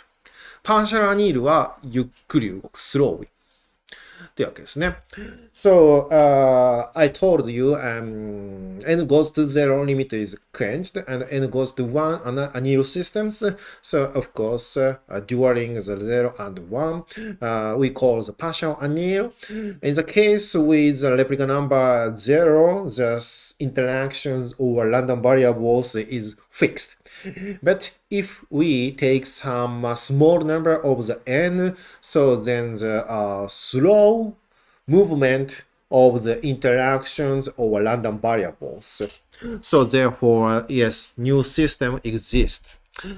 In the sense of the spin system, so it is not often the partial anneal system, but in the context of the machine learning, there is some several cases given by the partial anneal system, because depending on the algorithm, we may modify the set of data, and while changing the data set, you may tune the value of the vectors, weight of neural networks. ね、データを変えながら最適化するっていう時に、どんぐらい早くというか、どんぐらい頻繁にそのデータを変えますかっていうので、スピードが変わりますので、そういう意味では、実は N0 リミットじゃなくて、こういう中途半端な N を持ってるシステムっていうのが、まさに実際行われている機械学習なんじゃないかなと思います。理論的にはよくこれ使ったりしますけれども、実際はこっちなんじゃないかなと思います。In the context of the machine learning, we use, in the theoretical assessment, we often use and take the limit of the quench randomness. But in practical, of course, in the finite time to optimize the neural networks while changing the data set, of course, we have a huge number of the data set. So therefore, we send batch of the data several times. So therefore, during the optimize the neural networks, so the data set slowly changes. So therefore, the partial anneal system is practically corresponding to the practical realistic neural networks.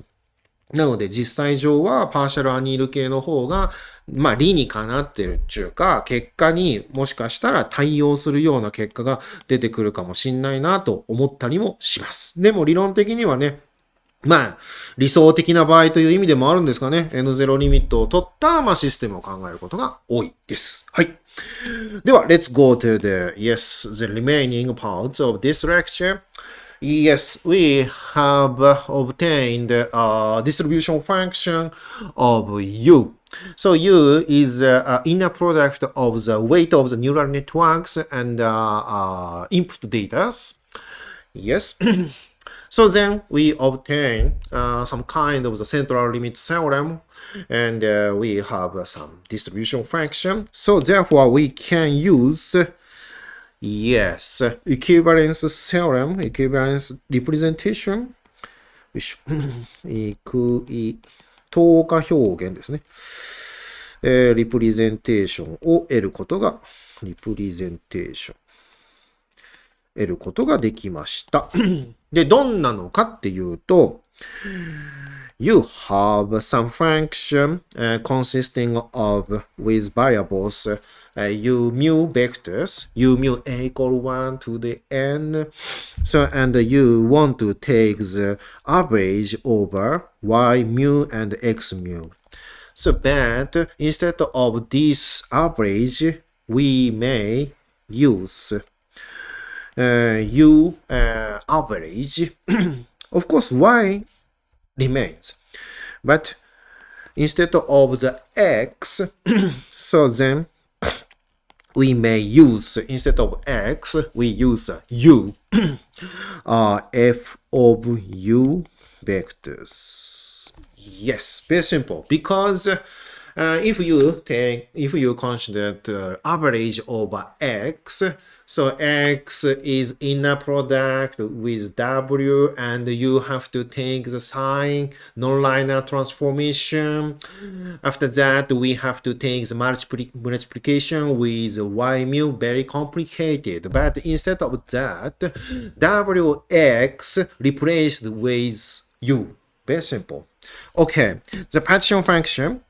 Okay, rewrite the partition function Zn equal dq. So q is order parameter of this system. So this is not artificial system. So you may feel this artificial system can be regarded as natural systems. Refrigerator. A equal 1 to n dw a and yes, mu. We have to take the average u pu instead of x. So the system energy is minus beta E energy plus beta y mu sine u mu a. Yes, and after that we take the average of y multiplication AB is replica index and QAB. So this is an element of the matrix Q, WA, WB inner product. Of course, you know QAA is just a unity. はい。このまま定義通り書きましたけど、分配関数の N 乗書きました。で、Q っていう行列で特徴付けされてます。オーダーパラメータありますね。で、そいつはこの定義 WA と WB 内積して N 分の1したものになりますよっていうことを縛るわけですね。なので、デルタファンクションついてて、で、エネルギーですね。そのまま、そっくりそのまま書きました。で、先ほど X と W があったんだけど、W をここに乗っけておくと大変なことになるから逃がしたんですよ。U っていうのでね、消すんですよ、W を。だけど、それを名残らせるために、ここにね、デルタ関数を用意してます。U の積分と W の積分っていうふうに分離してます。So, in the original definition of the partition function, integration over W we have to take. So, and in the energy function, you found the variable W existed. But we use this equivalence representation, so W removed. So W is here, only here. So therefore, you can separate integration of W and U. So this is the essential point, very important point of the analysis by use of the mean field. ここがね、平均場理論のすげえいいとこなんですよ。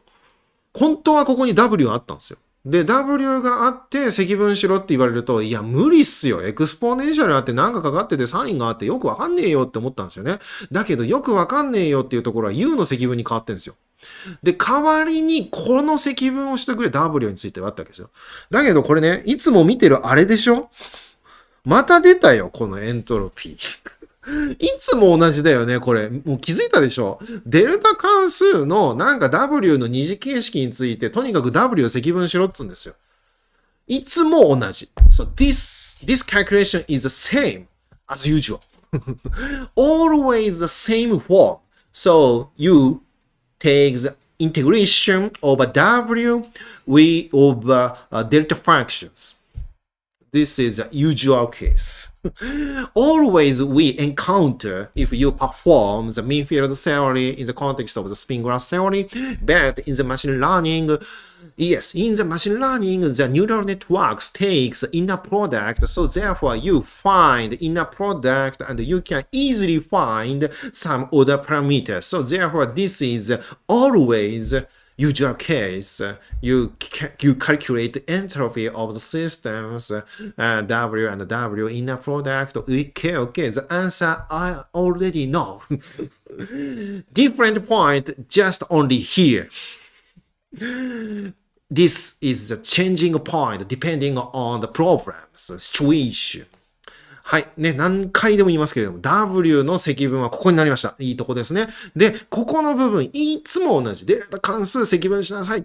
で、そのやり方も知ってんの俺たち。もう何回もやったから。それがこの講義の目的。なんで俺がしつこく統計力学の話して、スピングラスの地味な話して、ランダム行列だったらちょっと受けるかなと思ってちょっと頑張って、でも計算同じと。とにかく同じことやってるんですよ。はっきり言ったらしつこいという話なんですけれども、問題変わってもいつも同じなんだぜっていうのが物理のいいところじゃないですか。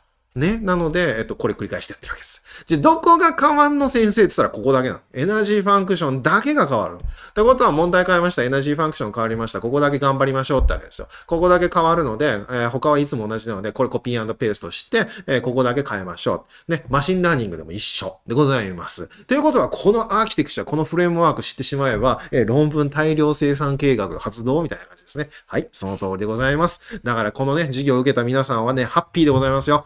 もちろん、そういう分野じゃないっていう人もいらっしゃるかもしれないですけど、方法論を知っておけば、ここが変わるだけだぜ。ここのエントロピー質も一緒だぜ。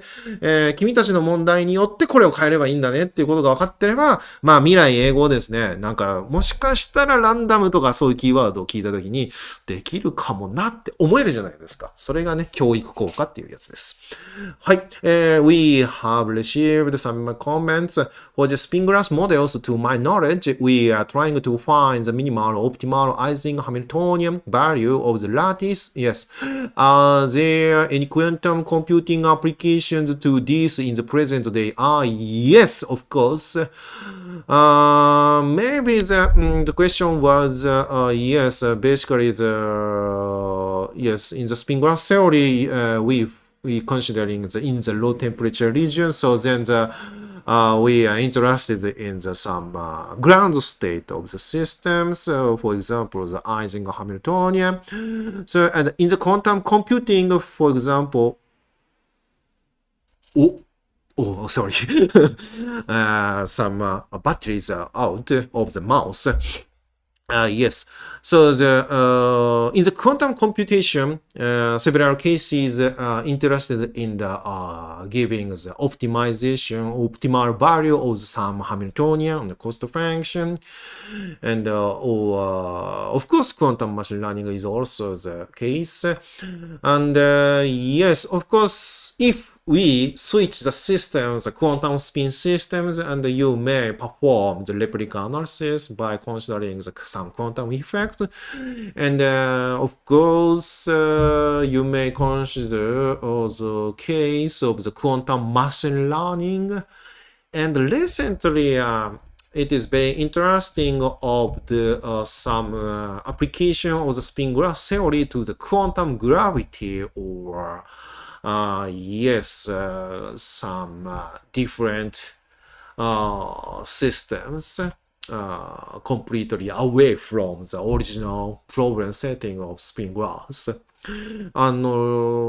イジングのね、規定状態を求めるっていうので、スピングラスの問題にも関係してますけれども、量子計算でもそういうアプリケーションの例ありますかっていう質問だったんですけれども、まあね、量子アニーリングとかご存知かもしれないですけれども、イジングモデルのみならず最適化問題を量子計算で解きましょうみたいなやつありますから、そのコンテキストで量子揺らぎを導入した計算とか、量子力学を考察して、その時にレプリカ法を使うし、量子力学も考えるしっていうアプリケーションあります。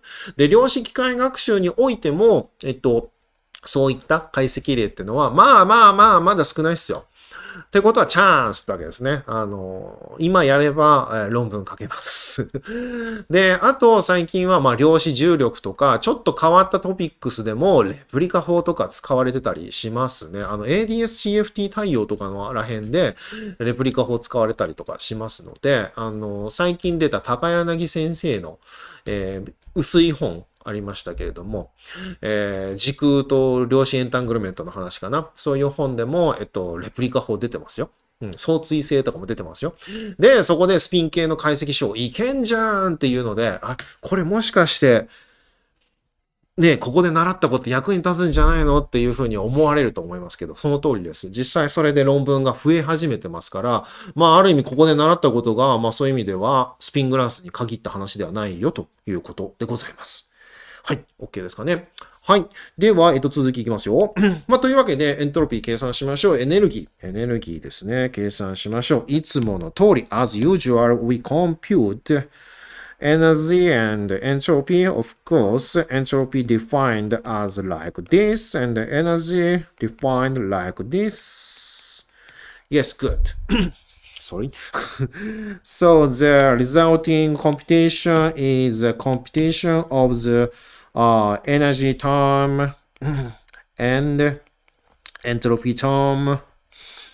Yes. After that, we take saddle point because we considering the case n goes infinity. N is the dimension of the data vectors, component, number of components. So therefore, a very huge system. Of course, not beyond the Avogadro numbers. あ、じゃあコメント。高柳先生の本買ったけど読んでなかったです。He didn't read高柳先生's book. Please read his book because yes, in his book you find replica method.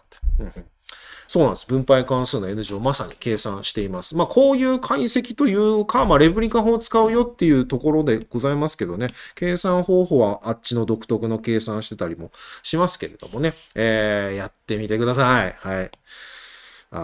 どんどん研究ネタが奪われていく。いいんです。若い人が論文書きゃいいんです。Okay, let's go the calculation of the energy function. Yes, energy. Oops. よいしょよいしょよいしょ。エナジー。しかもね、YouTube だと残っちゃうからね。Yes, energy.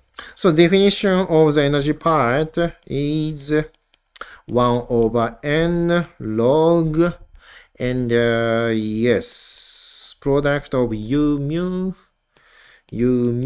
and we take the average yes, u mu and with the product of the replica number e beta y mu sine of u mu a. Yes, of course you take the average of y. Oh, not vector, sorry. Yes, of course you assume replica symmetry. Yes. So because u mu n now mean 0 and the covariance is QAB. So 1 over n and WA and WB. Yes. So the matrix of the order parameter has some elements QAB, but it is too difficult to analyze, go further. So therefore we impose symmetric assumptions. Diagonal part, so QAA is 1. So this is the definition of the W vectors.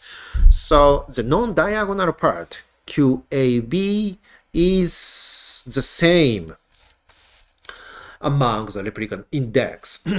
Yes, this is a replica symmetry assumptions. Replica symmetry. Yes. So then u mu a has some equivalent representation like this.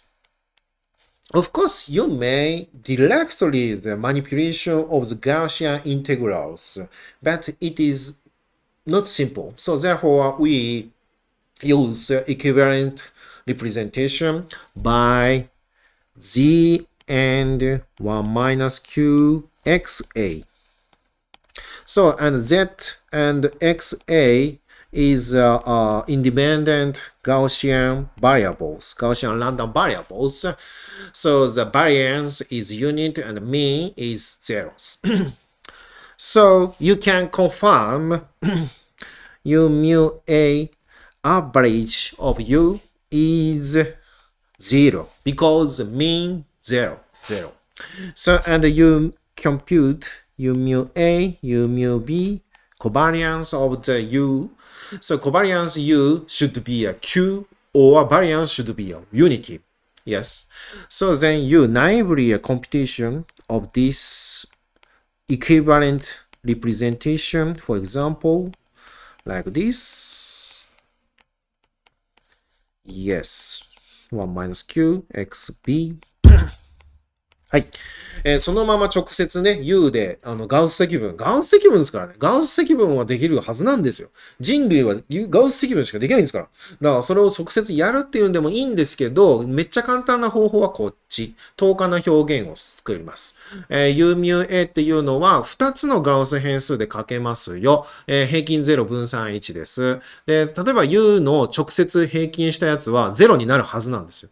で、Z と XA で代わりに書いたので、Z と XA で、実際に平均取ってみると、これは0になりますね。じゃあ OK ですね。で、U ミュ A と U ミュ B の共分散をこの表現で代わりに計算してみます。で、そうすると、第1項ね、ルート QZ ルート QZ で QZ2乗と。で、プラス、ルート 1-9 のルート9のZ、XA、プラス XB ってありますね。で、プラスの 1-9 の、XA、XB っていうのが出てきます。で、そうすると、簡単にわかるのは、これは1ですねと。1ですね。で、Z と X は independent. So therefore は0です。で、XA と XB ですが、if A is not equal to B, so then the variance should be vanished. But if A equals B, so then XA squared, so therefore variance is unity, this term remains. So therefore 1 minus Q plus Q when A equals B. So the result variance should be 1. Yes, correct.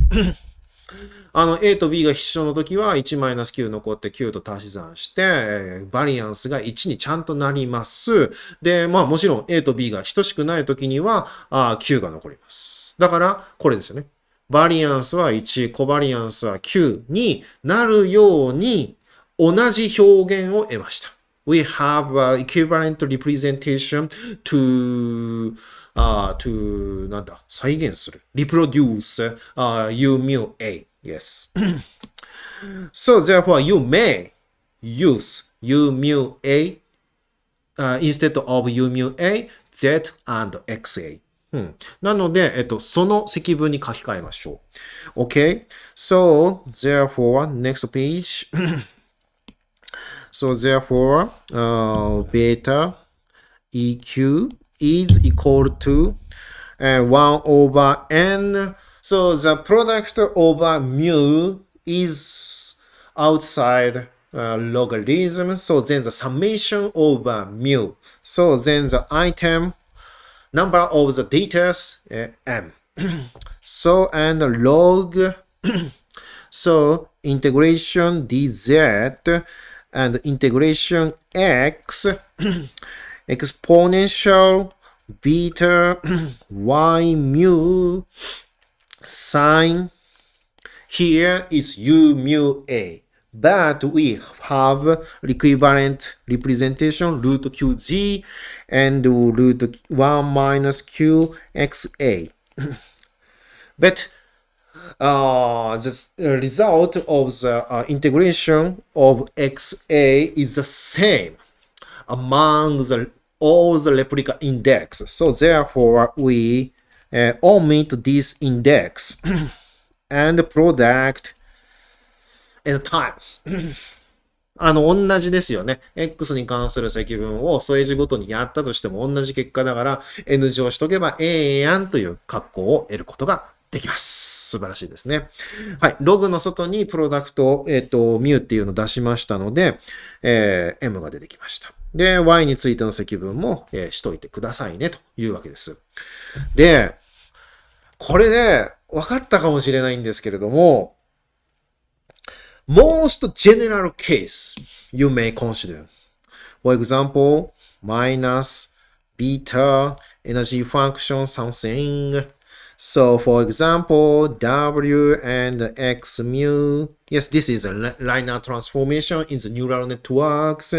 And after that, you have to take the non-linear transformation following the architecture of the deep learning or machine learning neural networks. ね、ニューラルネットワークなディープラーニングのアーキテクチャ構造のまま考えると、一般に内積取って線形変換して非線形変換してでしょっていうことは必ずこの形なんですよ。で、この形ならこれがこうだと U ミュ A だとレプリカ法を使うとっていうわけですよね。なので、同じ計算できますよね。で、同じ計算していくと、E のマイナスベータの F の U っていう話になるわけですよ。で、U は結局ガウス変数で書けますよって言ってますから、ルート QZ プラスルート1マイナス Q の X で書けますよっていつも一緒で、で、積分 X して、N 乗して、インテグラル DZ してログを取れば答えになります。So this is a formula for the generic case. Linear transformation is always exist, and after that we apply non-linear transformation. So in general, we take some general non-linear transformation as F. So you can find U mu A again. So you can proceed the same things. So then you find equivalent representation again. So then you perform the Gaussian integration and you take the power of n and you take the Gaussian integration. After that, you take the logarithm. So this is the formula of the energy function. なので、エネルギー計算するのも簡単なの。どんな関数来たってガウス積分できない。だからガウス積分できるっていうことは、もう大学1年生は絶対レプリカ法できる。で、しかもこれ何遍もやってます、僕ら。で、正直論文書くときに上の式なんて書かないです。まあ論文には書くけど、上の式なんて途中の計算のときに書かないです。もういきなりこれ書きます。だから、レプリカ法の計算って暗算でできます。はい。論文書くのに、まあ文章とか考えると2時間ぐらいです。すぐ書けんの。いつも同じだから。やばくないこのビジネスモデル。This is just a business model for performing the study by use of the replica method because the same formulas can be applied to the all the cases. Yes. なので、今日からレプリカ法で論文書いてください。だから問題設定ですよ。Depending on the program setting, very interesting. めちゃくちゃ面白い問題設定を見つけてくれば、君独自の皆さんオリジナルの論文を書くことができるんだから、問題設定 is 何ですよ。それがね、面白いとこだよね。だからやり方も決まった。やり方は完璧に決まったんだから、どんな問題を俺が料理してやろうかって思えばもう勝ちってわけです。はい。ご択はいいからさっさとやれ。はい、わかりました。これは独り言です。よいしょ。ここの部分ね。X の積分。だからガウス積分ですよ。X の積分をまず考えましょう。ドラゴンボール1個目。よいしょ。はい。これを積分するのねってわけですけれども、まあ、符号関数、サイン関数でございますから、プラス or マイナス。ね。The fine function takes plus or minus. Yes. Okay, we consider some cases. Yeah. 倍分けしましょう。インテグレーション dx をします。エクスポネンシャル、じゃあ、マイナスベータ yn。この中身が負になるときと、プラス、この中身が正になるときですね。を考えます。そうしますと、正になるときっていうのは、要するにルート QZ とプラスルート 1-QX が正になるときでございますね。なので、X がマイナス1マイナス9分のルート QXZ かより大きいときですね。なので、マイナスルート1マイナス9の Z 無限大ですね。で、もう片方は、マイナス1マイナス9のルート QZ よりも下でマイナス無限大。こんな状況でございますね。はい。で、そこで we define a new function h of x integral from x to infinity with a Gaussian weight.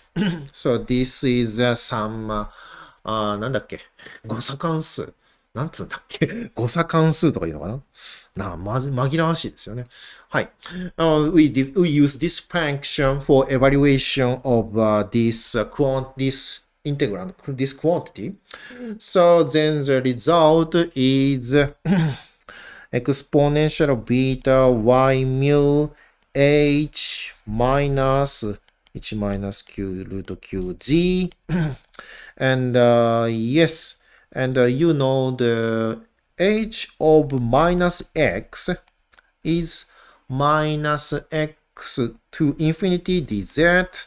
So that means, sorry, we removed here. That means, yes. No. No. Sorry. Yes, sorry. No problem. Yes, we consider the inverse of the inverse. No. Minus sign of x we consider. So then, from minus infinity to infinity minus minus x minus infinity dz. So you know the first term it will be the unity and minus, and you change the expression of the integrals. Here z go minus z. So then x plus infinity and change of the sign dz. So here is 1 minus h of x. You may use this relation. Yes. And yes, this quantity is here. The first term becomes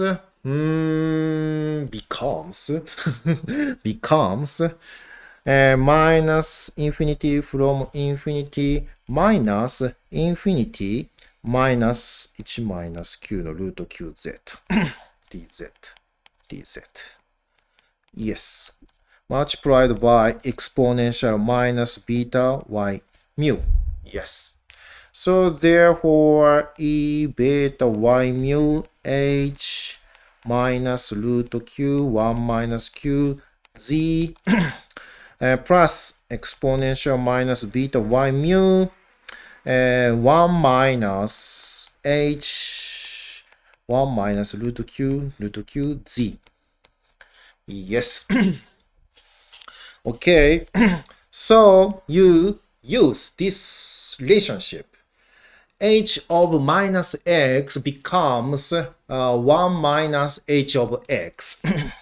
So exponential beta y mu 1 minus h root y minus q root qz plus exponential minus beta y mu.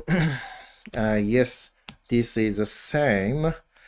1 minus q root qz. Yes. Yes, this is a result integration, Gaussian integration of the model with a sign, nonlinear transformation. Of course, depending on the nonlinear transformation, the result will be changed. But you have to do is to perform the Gaussian integration. Just only that. So the energy function is okay. We take the n over n. We define alpha and integral dz logarithm e minus beta y and h. Okay, we simply use this expression h plus e beta y mu 1 minus h. Okay, perfect. Maybe. Maybe perfect. Okay. Okay, maybe okay.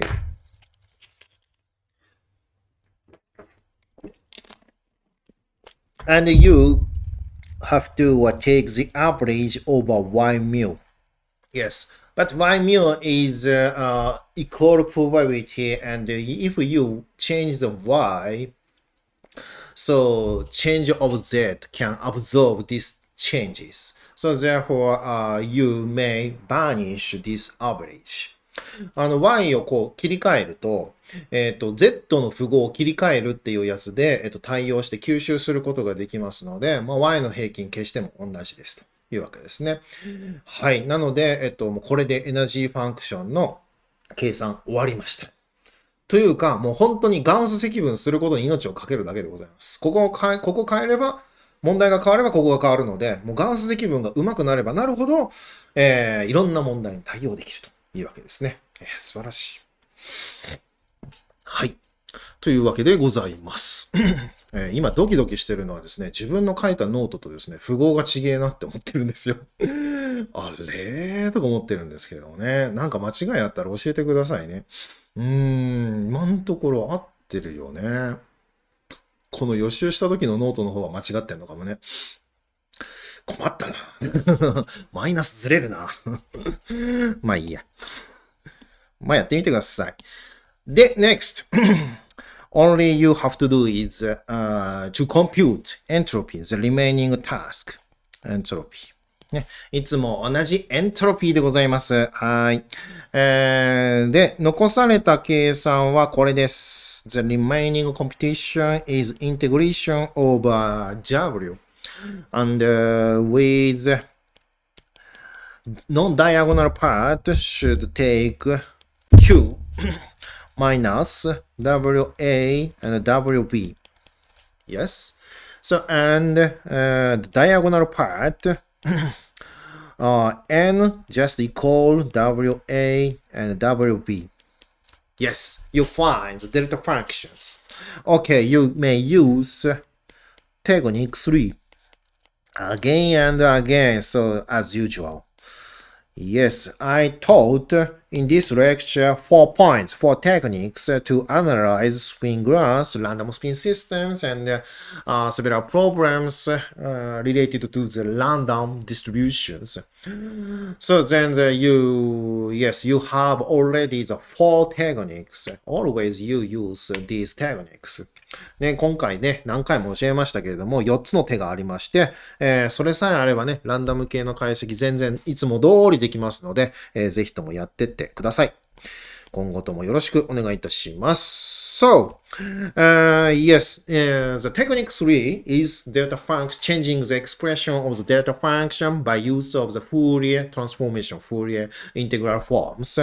So, the conjugate integral variables q tilde, large q tilde, small q tilde, and the first one is, diagonal part, exponential 1 over 2 q tilde a summation over a n minus wa inner product and exponential. Here we take the minus sign for simplicity and for beauty of the expressions. And the summation a is not equal to b and nq minus wa and wb. Yes. Okay. So in the exponent, you find 1 over 2 q tilde n, large n, and the summation runs from 1 to small n. So therefore, small n, large n, q tilde. And here, minus q tilde over 2, n, large n, small q, and a is not equal to b. The summation runs from the 1 to n, so non-diagonal terms. So therefore, the matrix element exists n squared, and you remove the diagonal part minus n. So therefore, n squared minus n minus 1 over 2 q tilde q n small n n minus 1. Yes. non-diagonal, number of the non-diagonal elements. Yes. And the remaining term is q tilde over 2 w and diagonal part. So you find quadratic form. Okay, you can perform the Gaussian integral again, again and again Gaussian integrals. So therefore, the analysis by use of the replica method or some mean field theory is just the Gaussian integration. So therefore, you can do it. ね、もう死ぬほどガウス積分するだけです。だからこの講義何やったって言ったら、一言で言うならガウス積分をやった。ばっかじゃねえけど、そんなのやってたのとか言われるかもしれないですけど、それだけでいいんですよ。ね、難しいことなんかないの。There is no difficult things to study further or study some topics following the statistical mechanics. So this is a message of these lectures. そう、これが僕の言いたいことです。すんげえ難しそうに思われてるんですよ。スピングラスセオリーとかさ、なんか統計力学のね、計算とかってさ、なわけねえんだよ。人類ができることなんだからさ、人類なんてガウス積分しかできないんだから、ガウス積分できる形に何とかして持っていくってだけなんですよ。その持っていき方が、その、なんつうの、分野ごとだったりとか、よーく見てみると全分野一緒だったりするんですよね。だから、一つ、習熟すると、すげえいいことあるぜっていうお話がしたかったんですよ。はい。もう、それができれば私、本望でございます。はい。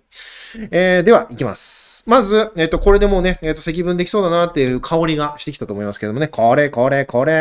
もう復習でございます。はい。ね、丁寧な口調になってきましたけどもね。This is a review, just a review. You find, cross term.Summation over cross terms WA and WB. So therefore you can use technique 1, the first technique. Yes. So the technique 1 was Q tilde over 2. Yes. And cross terms comes from summation, square of the summation minus square summation. Yes, like this. Okay, good. So, and you find minus q tilde over 2, the diagonal part, and plus q tilde over 2 minus diagonal part again. Okay, same things. But you find different styles of the components. So therefore you perform a different approach. Yes. Again and again about Stratton-Midge transformation. Yes. To reduce the quadratic form into the linear terms.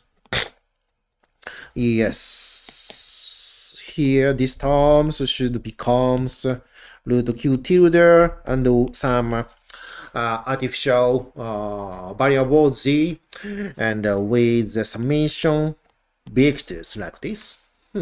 This is usual computation. So the result of these things is integral dz and replica index product dw a. So we want to perform the integration over w, and of course dq tilde and small dq tilde exponential n and 1 over q tilde 1 over 2 and plus 1 over 2 q tilde.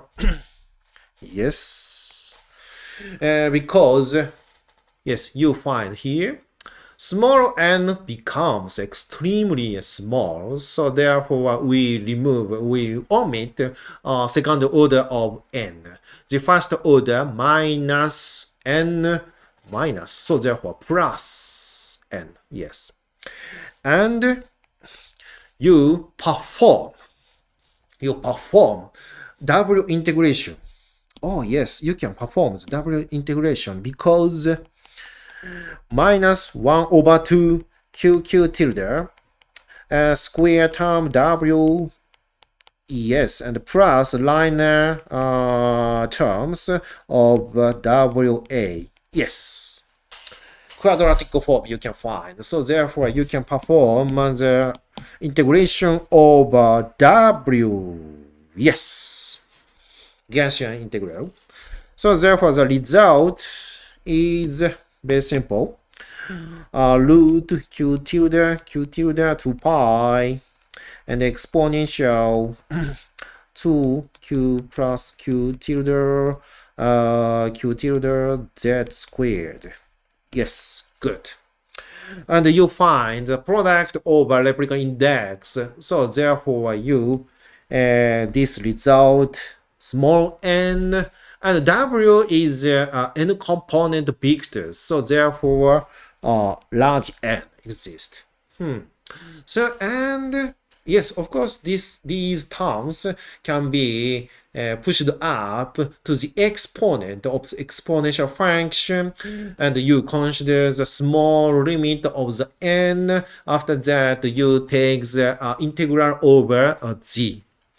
So the result S of q 1 over n logarithm of this integration. Yes. The result becomes n over 2 q tilde. No. Only q tilde plus small q tilde and minus n over 2 logarithm q plus q tilde plus n over 2 q tilde and q tilde. Yes, good. This is maybe the same as the case of the random matrix theory. Yes, as usual. Yes, good. So entropy is always the same. So depending on the some definition of the spin variables, of course, and energy function depending on the loss function. So therefore, you set some loss function, so energy function changes. So you change the definition of the weight of the neural networks or something like that. So then the change the entropy. So you prepare some list of the entropy, and you may prepare some list of the energy function, and you pick up entropy, and you pick up energy function conjunction. So then the result, new paper. はい。というわけで、エナジーファンクションは誤差によって変わるし、誤差関数によって変わるし、エントロピーはね、そのスピンバリアブル、ニューラルネットワークの重みによって、形を変えます。なので、そのリストを適当に用意しといてですね、今日はエントロピーこれで、エナジーファンクションこれで、はい、論文完成というわけですね。こんな簡単なのになんでみんなやんないのと俺は思いますけれどもね。はい。もちろんうちの研究室の学生さんはね、一部こういう計算をね、してます。で、もちろん、まあ、シャレの部分もあるし、本気のところもありますけど、逆に言うと、新しい問題設定の時に、新しいエナジーファンクションが出て、新しいエントロピーに出くわして、まあ、その計算を世界で初めてやるから、まあ、真の意味でニューペーパーになるよっていうことでもあります。Of course, if you test some new problem settings, so then you can find a new function, new form of the energy function or a new form of the entropy function. So then yes, you can write genuine real new papers. Yes. まあでもね、計算の方法が変わらないんだ、ふーんって思っただけでも大勝利かなと思います。はい。絶対やらなきゃいけないと思いますよ、この分野ね。人口少ないっていうのはチャンスってことでございます。流行ってるからに人口がいっぱいいるからなんか目立つみたいなね、スタイルはやめた方がいいですよ。しんどいから。誰もやってないところをちまちまやってる方がですね、精神安定上いいでございますよ。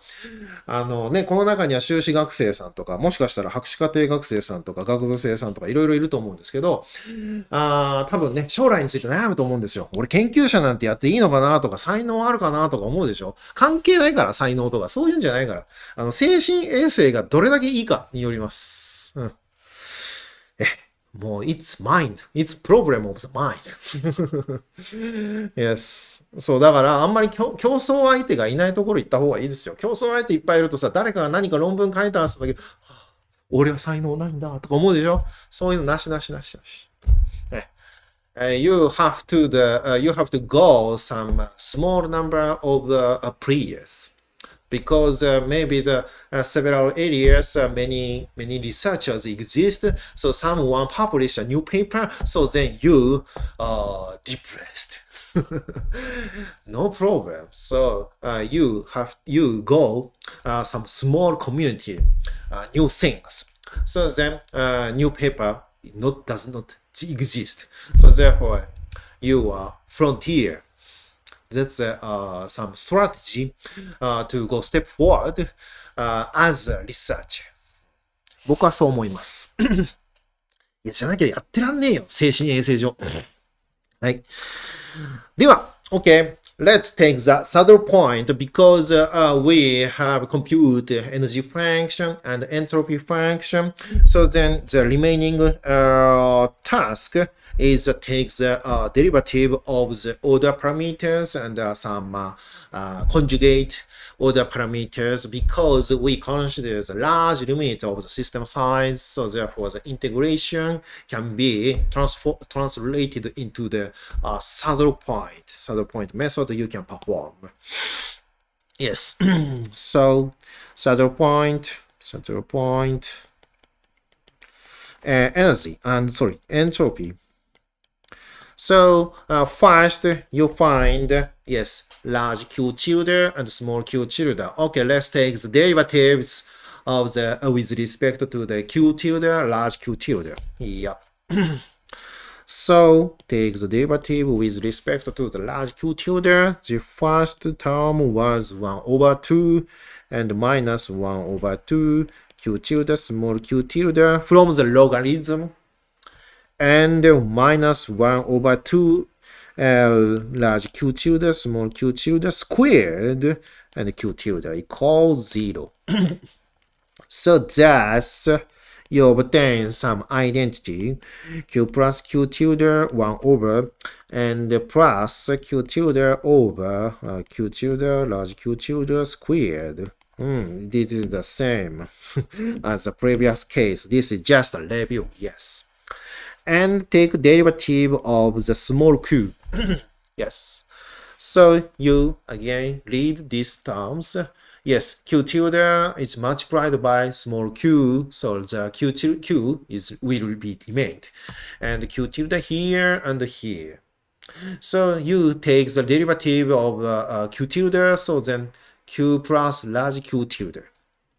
And you find derivative of q tilde, so then q plus q tilde, plus and minus, so will be banished. And large q tilde, small q tilde exists, so then the derivative of denominator exists. So the result will be the, 1 over 2q minus q tilde 2 q tilde, small q tilde squared equals 0.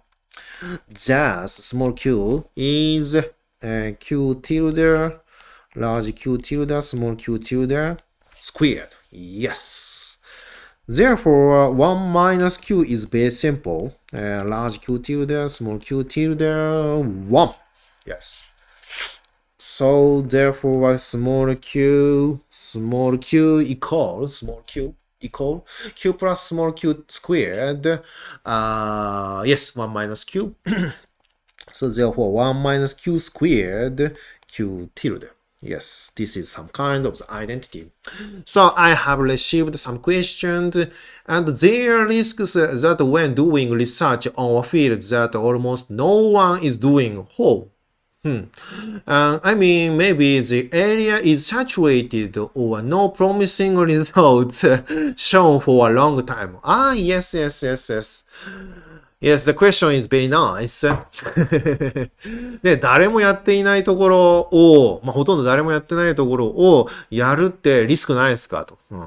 で、それは何かっていうとね、つって、そのエリアが、飽和した、やりきった場合とか、no promising result、いい結果が長い間出ないからなんじゃないんですのっていうわけですよ。それはね、センスの問題と言ったら、身も蓋もないんですけれども、少なくともそれは見抜くことはできますよ。だってサチュレートしてるってことは過去にそういう研究はたくさんあったんだなって、それは調べようよ、ちゃんとね。論文調べましょうよ。Please investigate、many things on your topics. So then you find these topics is saturated or not. Yes, please confirm it. それは確認しましょうよ。でもね、言いたいことは、なんだろうな。結局、解析方法じゃないんだよね。問題設定なんだよね。こんな状況のことを考えますかっていうのが新しい問いなのよ。だから、多分ですね、マスタースチューデントとか、バチェラースチューデントとか、they tend to consider the research is very difficult and very tough task. So they tend to find more and more complex problem settings and situations. That's nonsense.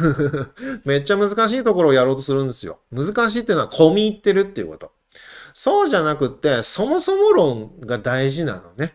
例えばさ、この機械学習の問題もさ、ディープニューラルネットワークいきなりやったらさ、バカだよ。そりゃ。だってわかんねえもん。難しいもん。難しくなったらオリンピックですよ。オリンピックで優勝しろって言われたら、それは大変ですよ。だけど、オリンピックじゃなくて、そもそもこういう状況って誰も考えてないよね、みたいなのを考えるので、そんな複雑なことを考えないっていうのがコツなのかなと思います。The research is not competition, not Olympic. So maybe the several students tend to consider some good tool, good techniques can publish a new paper. No.New program setting, simplest program setting. So you have to propose some new program settings by considering the simplest model, simplest situation, and you can, yes, the case you can calculate.計算できる。具体的に計算できるような場面を作って、で、ふむというのを続けた方がいいです。なんかめっちゃ難しい数値計算が必要とか、もうなんですよ、奇想天外な数学公式使わなきゃいけないみたいな問題は絶対やんない方がいいです。それをやるのは、老後でいいです。新しい数学が必要なぐらい、ある意味ノントリビアルな問題を作ったら、それはそれですごいけど、だけど、それはね、偶然です。と僕は思います。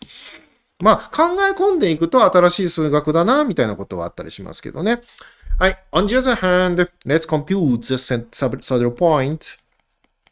Saddle point of energy. Yes. But I'm nervous because the energy function is slightly different from my note. Energy function was integration over the logarithm e different, slightly different. Logarithm minus beta y can be omitted.Exponential minus beta h plus exponential plus beta y minus h. 間違ってんのかな。マイナスビータ h、プラス、e ベータ1マイナス h 閉じ括弧で h は何でしたかっていうと h イコール h ルート q1 マイナス qz。Yes. Okay. We simply denote here these terms is written by simply a y as some kind of the partial functions. And the energy functions and related to the q tilde plus 1 over 2q tilde. Yes, because we take the derivative of energy terms with respect to the small q. Yes. So then from the entropy terms, 1 over 2 QQ tilde. So if you take the derivative with respect to the Q, then these terms affect the result. So therefore 1 minus Q tilde plus alpha. Okay, let's take the derivative here. Integration dz log y. Okay, 1 over y. And take derivative. Okay, no problem, maybe. Exponential minus beta h. H includes the small q. Okay. Exponential minus beta h and exponential minus exponential beta h.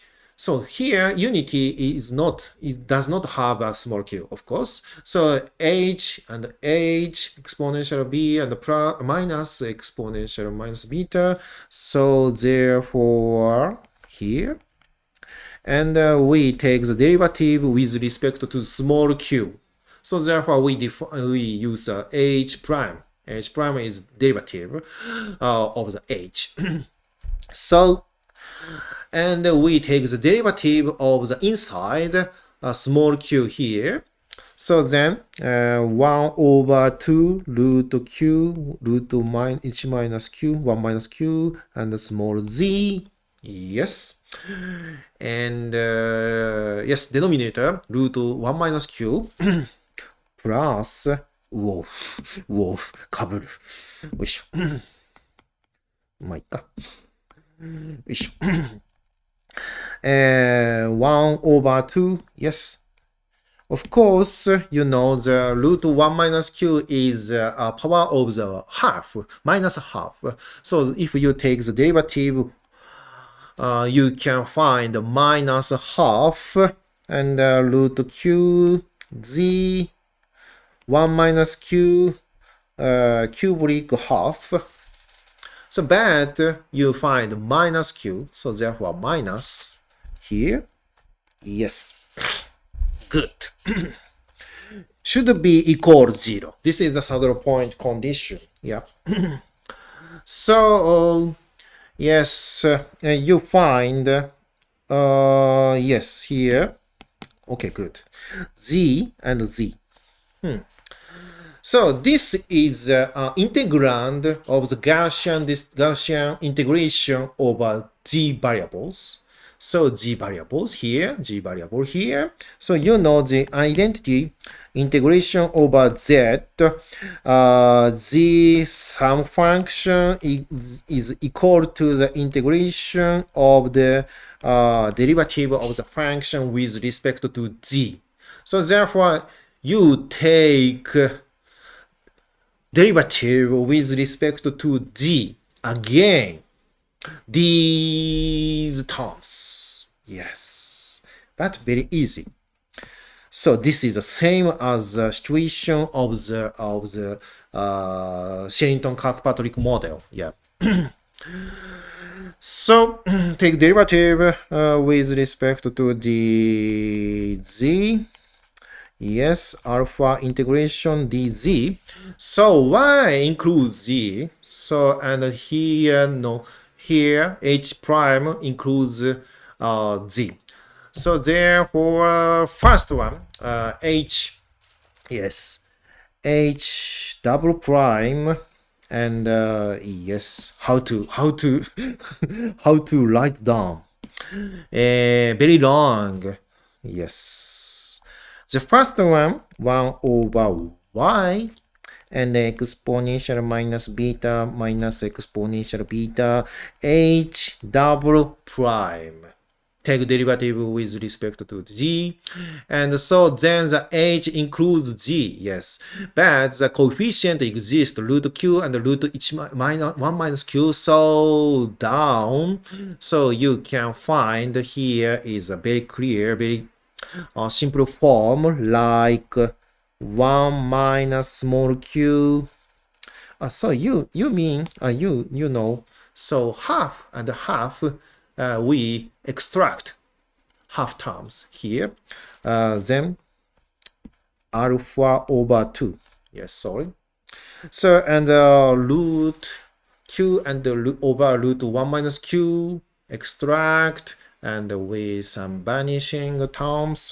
So, and again here, root 1 minus q をかけます。You find 1 minus q squared and root q and root q. So, therefore q you find. Yes, good. This is the first term. And next, we take derivative of 1 over y. So then, minus y squared exponential minus beta minus exponential beta squared coming from y. Because y includes h. Exponential minus beta, exponential plus beta, h. Yes. So therefore, if you take derivative with respect to g, so then h prime again you find.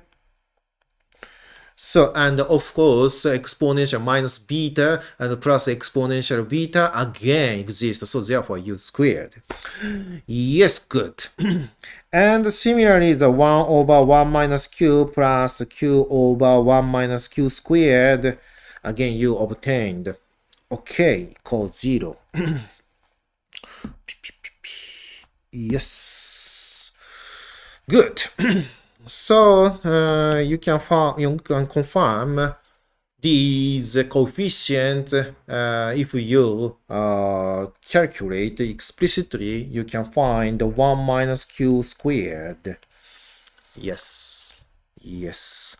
So therefore, yes. Therefore, あれまあ、いっか。いいのかなんか符号が違いますね。まあいいや。まあいいやって言っちゃダメだよっていう感じですけれどもね。ページ変えないとですね。まあこれで結局結果ができまして、2分の1は消えまして、q ティルダーが1マイナス q 二乗っていうのが出て、移行したのでマイナスがついて、インテグラル dz がついて、いろいろまとめます。そうすると、1 over y、e のマイナスベータのマイナス e のプラスベータの、h2 回微分、マイナス、1 over y、エクスポネンシャルのベータマイナスなんだよな。これな、さっきからな。マイナスエクスポネンシャルのビータ、h の1回微分の2乗。はい。閉じ括弧。ですね。予定と符号が違います。どうしようかな。違うね。なんかね。まあいいや。There is some stupid mistakes. The sign is different from my note. Please confirm. But anyway, so you can find yes, you find this relationship small q equal 1 minus q squared q tilde. So that means q tilde is q over 1 minus q squared. So therefore you find small q equal minus alpha integral dz, the same quantities. h2 double prime 1 over y e minus beta minus e beta h prime squared. So this equation includes only small q, and this is a self-consistent equation for q, or the parameters of the systems. So, and if you take the maybe this is maybe so, and you take the infinity limit of the inverse temperature because you consider the in low temperature region because the system of the machine learning is refrigerator because they always considering the optimization of the weight of the neural networks. The system finds the ground state, so that means the inverse temperature should go to the inverse temperature goes to infinity. So then you take the limit infinite temperature. So the y includes exponential beta minus. So therefore maybe the yes y includes exponential minus beta h plus exponential plus beta y1 minus h. So that means exponential minus beta minus exponential beta h exponential beta あ、わかんない。ちょっと違う。1 minus h and h2 primes. And minus, maybe that 2. Yes, that too. I think so. 1 minus h prime squared. Yes, like this. So then you solve this self-consistent equation for small q. So then maybe you find some behavior, specific behavior of alpha equal m over n. And small q you can plot. So then you find alpha c equal 2 and the q will be saturated to 1 to unity. もしも、ベータの無限大極限取ると、こんな感じの式が出て、自己無動着式が出ます。で、スモール q について、スピングラスのシリントン・カークパトリックモデルの時と同じで、なんかのスモール q 入れます。で、z が乱数でガウス分布に従ってます。なので、それをサメーションして、数値積分して、スモール q を出しますっていうのを繰り返します。で、そうすると、スモール q がやっぱり得られまして、アルファをパラメータにして動かしていきます。で、そうすると、q イコール1に、さちるところができまして、アルファ c イコール2のところで、スモール q がカックンってなる、転移を見つけることができます。So when you solve this self-consistent equation, this is the same case as the case of the Sherrington-Kirkpatrick model. So because h or h prime and h double prime includes z. So and you generate some random variables following the Gaussian distribution and if you start from some initial condition of q, so small q you set, so then generate random variables z and you sum over random variables as a numerical integration, so you obtain a tentative solution of the small q, and again you iterate this procedure, so then you find some convergent solutions. So then you plot the result depending on the value of the alpha, so you find some behavior q will be saturated up to the 1 unity. So what is this meaning? ね、q がイコール1でなんかサチュレートするっていうんですけれども、それの意味って何なんでしょうかってわけですね。アルファが2を超えると、q イコール1に張り付きます。どういうこと？スピングラスオーダーパラメーターが、張り付く。ね、スピングラスオーダーパラメーター will be freezed、with a finite value 1。ね、こんな感じで貼り付きます。で、Q って何よっていうと、Q is 1 over n some yes different realization. So different different realization of the weights of the neural networks for the same dataset. So, yes, like this. So Q equal 1, that means freeze, frozen. Cannot optimize anymore. So because alpha is some ratio of between the number of data and the number of the components. So the alpha is proportional to the number of the data. So alpha beyond some quantity means too many to classify the data. なので、アルファが、データの数に比例していますので、アルファが大きいってことはデータがいっぱいあるよってことですね。で、そのデータをいっぱい識別させなさいというのが目的なんですよ、これ。だけれども、ランダムに X とか Y とかを分布させてますから、そもそも難しいって言いましたよね。で、これ何を言ってるかっていうと、例えば、This is the space of the W。ね、W の空間考えます。で、アルファが少ないとき。つまりデータが少ないとき、データポイント、small number data points. So then, to classify the W, for example, yes, we consider some binary classification.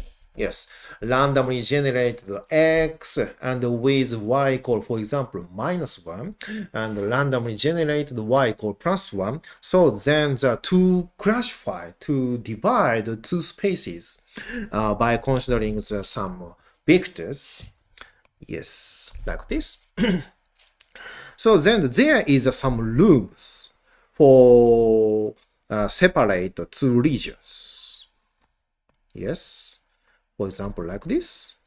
So therefore, there is some rooms for classification of two different levels of data. So that means depending on the initial conditions or some boundary conditions, depending on several conditions, W can changes if the number of the small number of data is small. But instead of that, alpha equal large. So many of numbers data exist. For example, for simplicity, very some tilted data. But in this case, to classify to data, to labeled data, W can be like this. Yes. No. Very narrow area. In the narrow area, W exists. So therefore, there is no rooms for finding some classification lines or planes.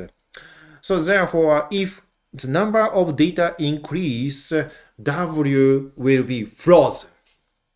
So therefore, here is some critical point, some peculiar point. The neural network, the perceptron, can divide data into two parts up to alpha c equal 2. So this is the capacity of the perceptron. このアルファが大きくなっていくと、分割する、識別するための平面の余地っていうのがどんどん少なくなっていきますよね。なので、アルファが大きくなると、いつか凍っちゃう。同じ答えしか出せなくなる。固まっちゃう。もう識別できませんよ。これ以上はっていうところがあるはずですと。で、それを調べることができました。なので、これはパーセプト論の能力限界、性能限界を示すことができてますねということになります。ってことはよ。調子ぶっこきたくなるでしょ？ディープラーニングの時にはどれくらいキャパシティが上がるんだろうとか思うでしょ？で、これはあくまでシンプルですけれども、先ほど言いましたようにですね、always you can perform the same calculation following some equivalence representation and you can perform the Gaussian integrals depending on the form of the loss function and depending on the model of function. いつでもガウス積分すればいいんですよと。損失関数変えて、モデルを変えてってわけですよ。だから基本的にディープになろうが、やること変わんないんですよ。階層的になるんでしょ。階層的になるっていうことは、その度に W っていうウェイトがつくんでしょ。じゃあその階層にある W のスピングラスパラメーターって何個もとりあえず用意すればいいんでしょって話なんですよ。そうなんですよ。だから別に本質的にディープにしたからってめちゃくちゃ解析が難しくなるってことはないです。だから、この、シンプレストだけれども、このシンプルモデルが、基軸になって、もっともっと、計算していこうかなとか、いろいろなことを考えていこうかなっていう余地が、あるわけですよね。だから、この方法で全然いいわけよ、というわけです。This is too simple, not too simple, because this is some essential property we excluded.So because if you want to consider some cases, complicated deep learning architecture, so then there's some non-trivial function g of x, but you may define the same loss function.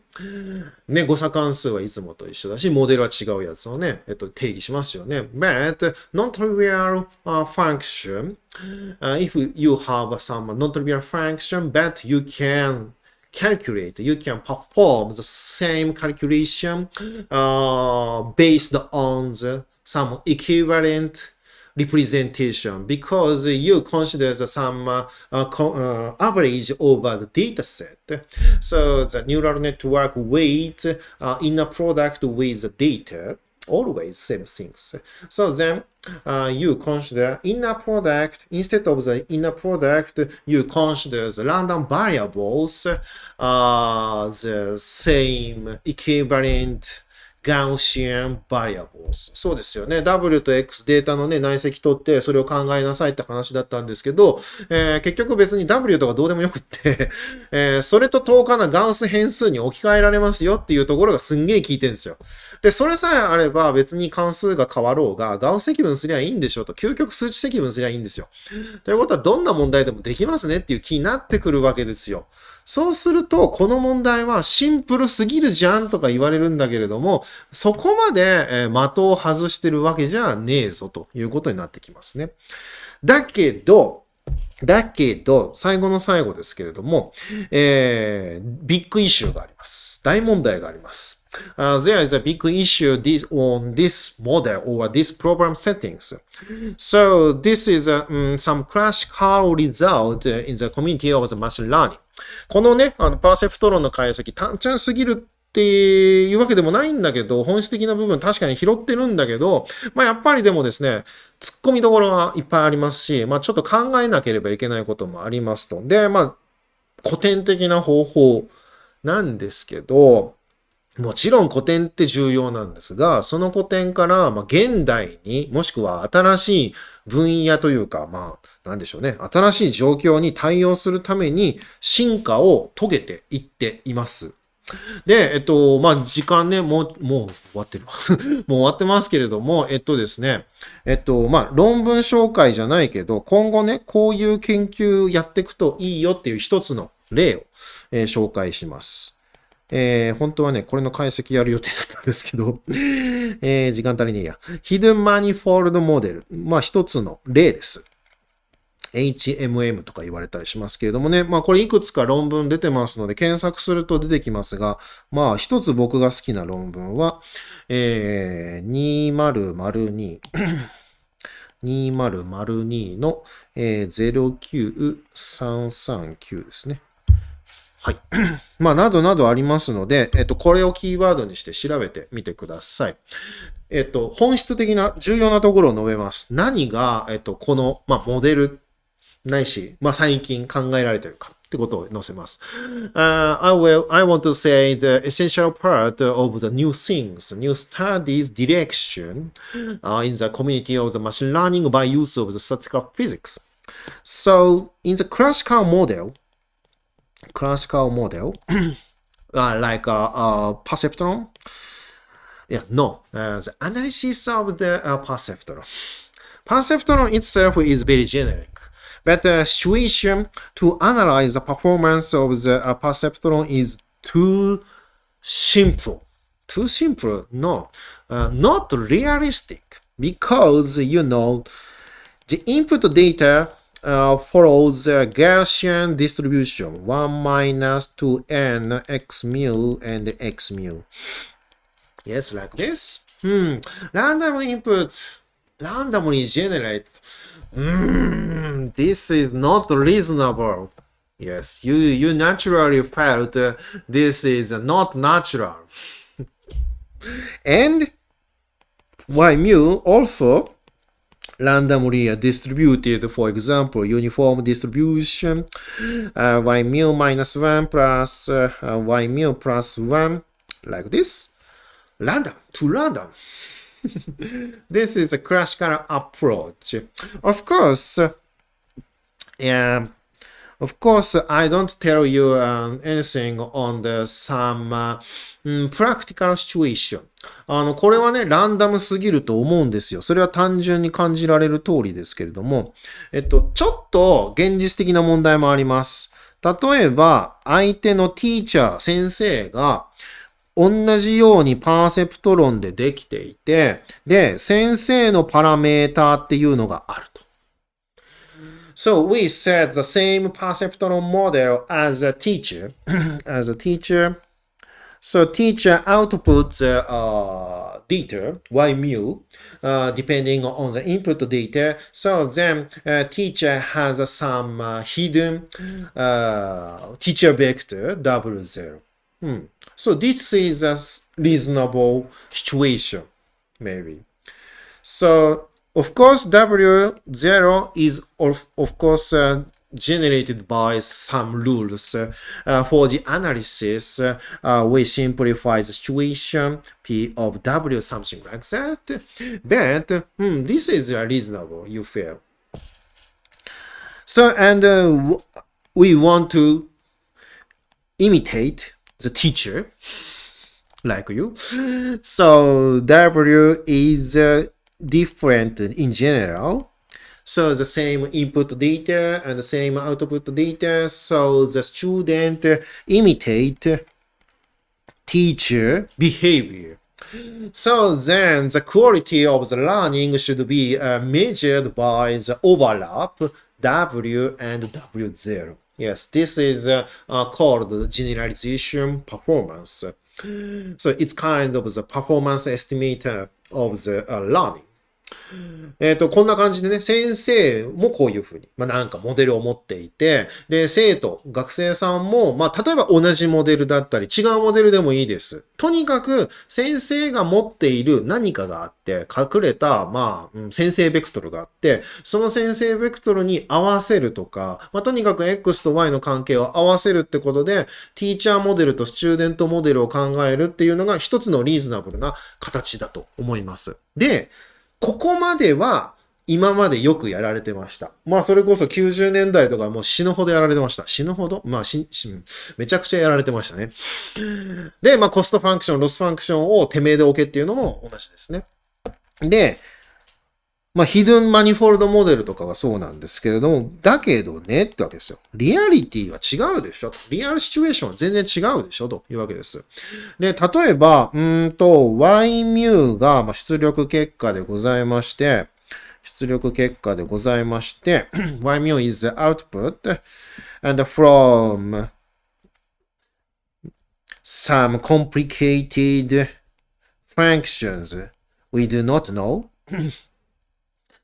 and x mu is input again. They're very complicated structure or complicated complex situation here. But, yes, following the classical strategy, people, researchers considered this model, this part of the model will be complicated. この方法論に従ってね、めっちゃ難しいモデルを考えていったんですよ、人々は。愚かです。愚かですっていうか、そこじゃないんだよ。モデルが複雑になったディープストラクチャーが本質じゃないんですよ。本質っていうか、その現実を表すのに重要な側面じゃないんですよ。で、むしろそこの関数を変えるっていうのは、できるよね。だって一般の関数に対して僕らできるようになってんだから、それは難しくないんだよ。だからここで論文大量生産しても新しくないんだよ。だからディープラーニングで、統計力学でディープラーニングをやるぞ、ディープラーニングの解析やるぞって言ったらなんか知んないけれども、すんげえインパクトあるかもしんないけど、わあすごいって言われるかもしんないけども、そこじゃねえんだよ。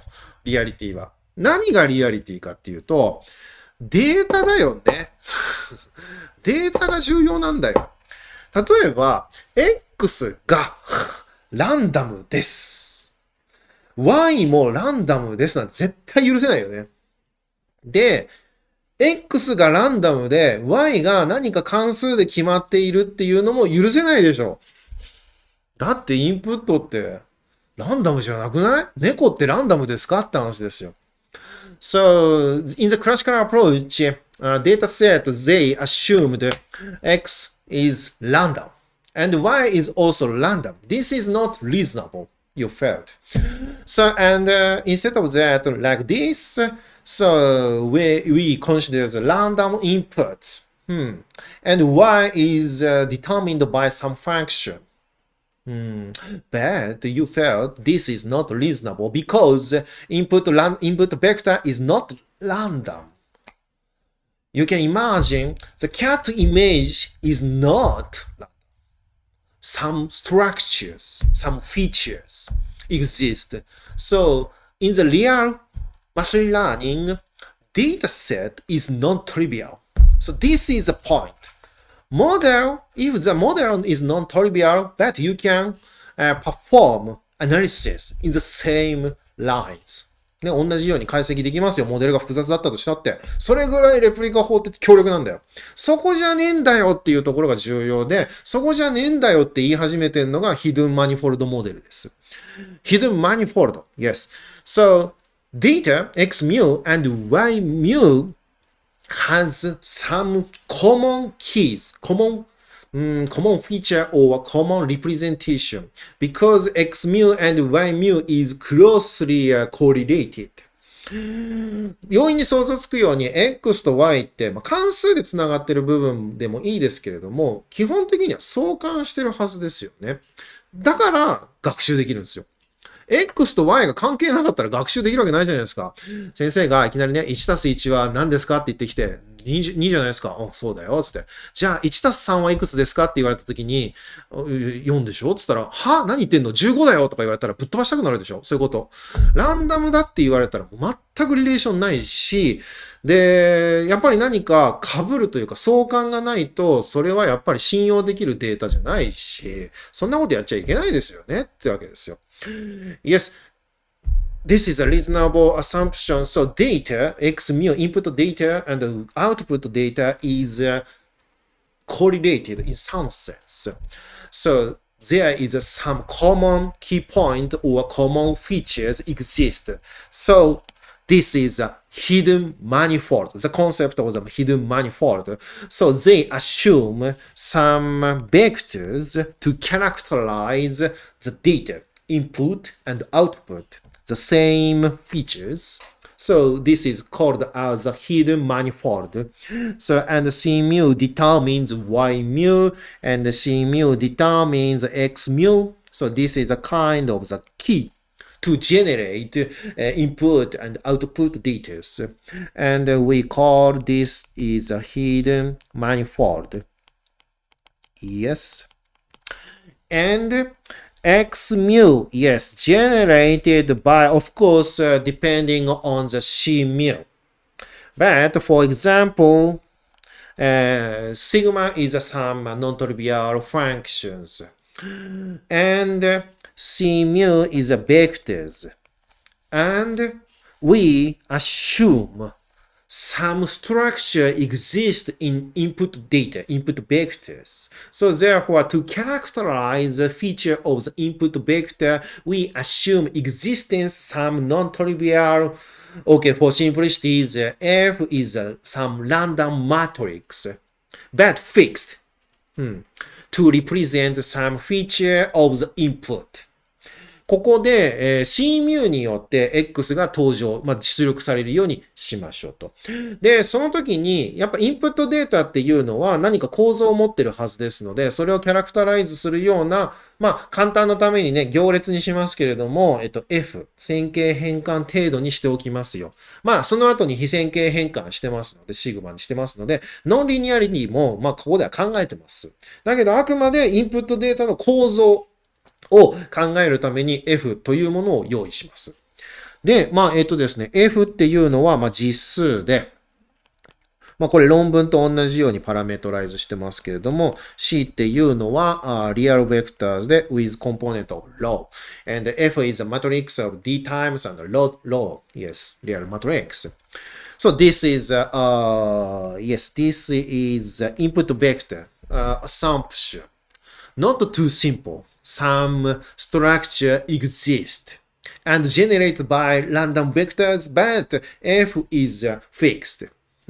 F が固定されていて、ランダムベクターで出力するように、入力されて出力するように X ができてますので、何か構造を残しつつやってるって形になってますよね、みたいな感じになってます。だからこれはどちらかというと、こう考えてもいいかもしれません。X っていうのはもっと、小さい次元から何か出てきていて、で、その時に F っていう線形変換を通していて、So this is a schematic picture of this model. So X mu has some structure. So this is some hidden manifold exists. C mu is real some input randomly. So but F is set to the fix. A linear transformation exists after that. Non-linear transformation by sigma.So this is an input. This is an assumption of this model. こんな感じで、X の裏に何かモデルがあると考えてくださいと。その意味で、ディープにしてるっちゃしてますよね。で、その意味は、ディープにする意味は、モデルを複雑にするっていうことでやってるわけですけど、解析のために X を複雑にするっていうことは、ある意味ディープストラクチャーでランダムベクターで考えることと、等価だよねっていうことも言うことができます。And Y mu, of course, Y mu is some non-trivial function exists. Of course, you may any type of the function.Because you can perform the replica method by Gaussian distribution due to some central limit theorem. So therefore, you can consider the non-trivial function. ね、ここで難しい問題にしても全然構いませんよ。F のところはね。ただ重要なのは、ここなんですよ。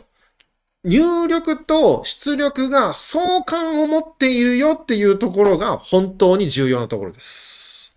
モデルが複雑になった頃にビビるんじゃないんですよ。ここにビビるんですよ。入力と出力がコーリレートするっていうのが重要です。Yes, this is a very important point. Input and output vectors are correlated with each other through this vector C mu. Yes. で、これね、ちょっと、あれですよ。実際のディープニューラルネットワークをやって現場で起きてることのあるある集なんですけど、ディープラーニングしますよね。で、そうすると、なんか全然うまくいかないんですよ。はっきり言うと。実際のデータでは。で、その時に、企業と研究してますからよく言われるんですけれども、全然ダメですね、ディープラーニングって言うんですよ。ちげえよと。お前のデータが全然ダメなんだよっていうのが心の声です。それはわかりますよね。だって、ディープラーニングのディープアーキテクチャってユニバーサルファンクション、どんな関数もユニバーサルアプロキシメーターなんですよ。関数を近似できるんですよ。っていうことはデータさえちゃんとしていれば絶対できるはずなんですよ。すごいよね。もちろん最適化しきればですよ。だけど、全然うまくいかないの。なんでかって言ったらデータが相関ないから。そういうデータばっかり持ってくるからです。現実には。だけど、うまくいくのはなんでですかっていう時には、この相関が重要なんですよ。で、解析の時にも重要で、本質的な部分はディープにあるんじゃなくてデータにあるんだっていうことを見抜いているというかみんな知ってんだけど、それをちゃんとあらわに解析したっていうのが彼らの論文の功績でございます。はい。In the real applications of the deep learning, there are some frequent some cases. The people in companies come to me, so and then they send some data, and we perform some optimization of the weight of the neural networks of deep architecture. So then the result was not good. So then the people said deep learning is not good at some tasks. No. There is no correlations between the data, input and output data. So they often bring to me no correlation data. Of course, deep learning architecture is a universal approximator of the functions, but if you prepare some long data set, no correlations, so there is no relationship between the input, output, so then the deep learning does not work well. This is trivial result, of course. Correlation is very important. The deep learning or no, all the things in the machine learning can catch the correlation between the input output. I said fast. The machine learning is identifies teacher functions, original function to imitation of our model to the teacher function, some original function, depending on the relying on the input-output data set. So then if there is no correlations between the input and output data, so then the method does not work well. Trivial. ね、当たり前ですよ。熱こもって言いましたけれどもね。もう最初に言った通りですけれども、機械学習の本質っていうのは、インプットとアウトプットの関係性を捕まえることなので、で、それを関数で求めるのか、っていう話をしてるわけですよ。で、関数で求めるのよ。で、その時にデータを参考にするんだから、そこの参考にするデータが当てにならなかったら何にもならないでしょ。当たり前のこと言うんじゃねえよって話ですね。だから、うまくいかなかった時は、あなたのネットワークがダメっていうよりも、そもそもあなたのデータがダメよって言った方が正しいんですよ。ほとんど。それちゃんとね、やった場合ですけれども。なので、もしもうまくいかなかったって、ショック受けないでください。うまくいかないのはデータが悪い。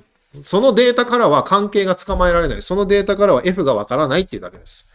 だって関係が捕まえられるようなグッドマニフォールドがなかったんだから。っていうことになります。ね。だから逆に言うと、このマニフォールドを捕まえるメソッドだったらディープでも何でもいいんですよ。それがね、実は本質にあるっていうことが、物理の研究からとか、機械学習の研究からとか、いろいろな側面から明らかになっています。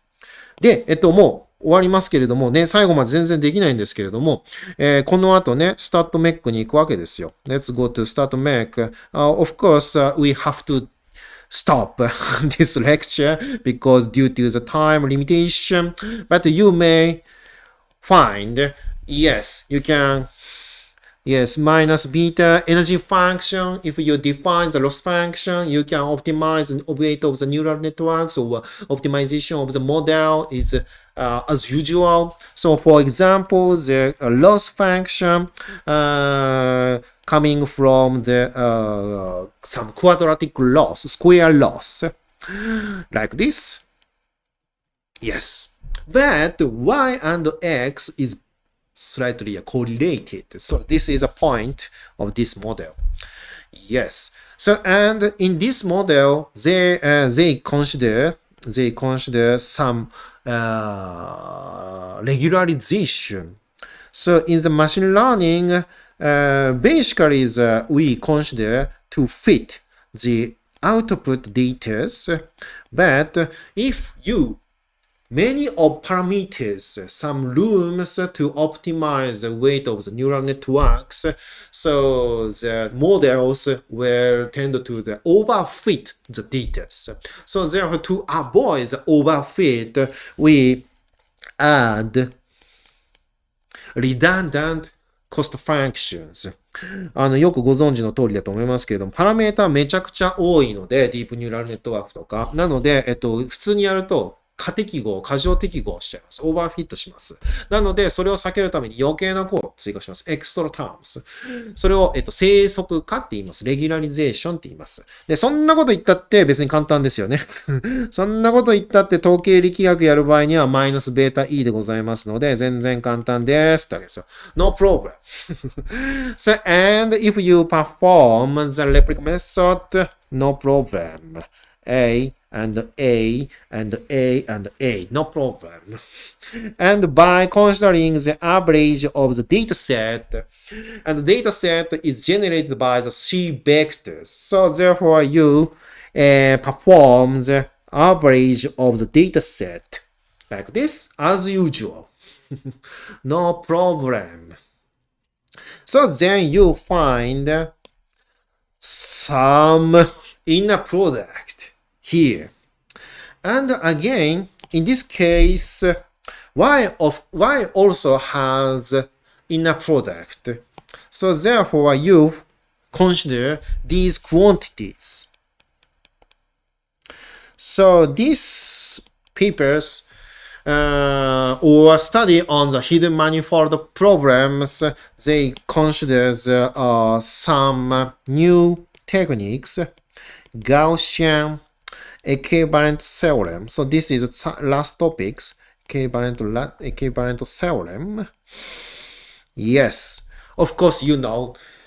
After this expression, if you want to manipulate the calculation of the partition function, so then you find the equivalent representation of this average. Instead of this average, you want to perform the simple integration. Yes, simple integration means Gaussian integration.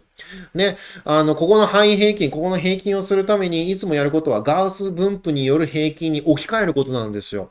で、y とか wx とか、今回はなんかすんげえ難しそうじゃないですか。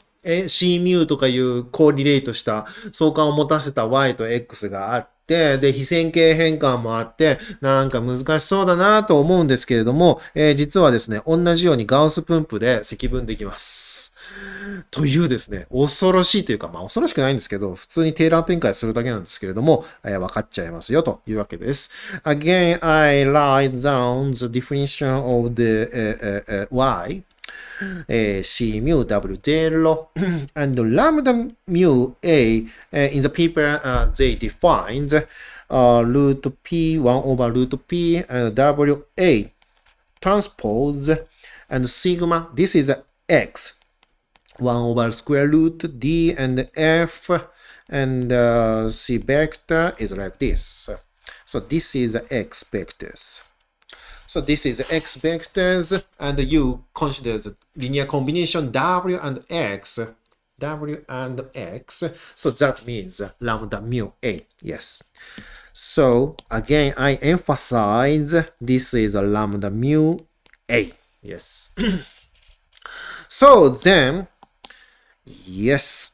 So then they consider some joint probability distribution of Y and lambda. Yes, so C is following C vector of C following the Gaussian distribution, but the Y is generated by the Gaussian variable, but non-linear transformation and with some inner product, and lambda is also the non-linear transformation, and F some linear transformation. Oh, this is very complicated, no problem. So you consider the joint distribution of Y and lambda. So then lambda mu vectors and U mu considers you find. Yes, according to the result of the papers, you can find a simple Taylor expansion.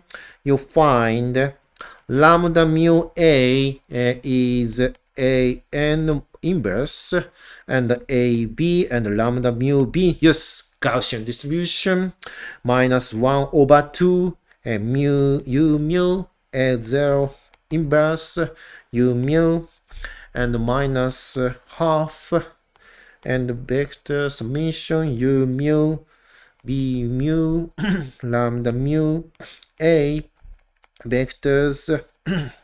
Yes. So then the covariance of this system is like this: WA and WB inner product of the W vectors and plus B squared over D SA and SB. SA defines different style of the vector F and WA, and A0 is 1 over D, and W0 W0, yes, you find all the parameters, yes, and Bn vectors is B over D, and SA and W0 vectors. So, and A squared is variance of the nonlinear transformations. And yes, variance. And with extract from the extract B squared, B is average of the G sigma Z, so nonlinear transformation, something like that. So yes, again, lambda and y is very complicated, but they follows Gaussian distributions. Of course, there is some conditions. For example, the 1 over root d, so d is a very large number of the values, so therefore some correlations is weakly these factors. So then the effectively distribution, joint distribution function lambda and y, it follows the Gaussian distribution. So then we can manipulate the calculation of this non-trivial average. Instead of the C, you can y and lambda mu a directly by Gaussian distributions. Very simple. So therefore, this is not a difficult problem.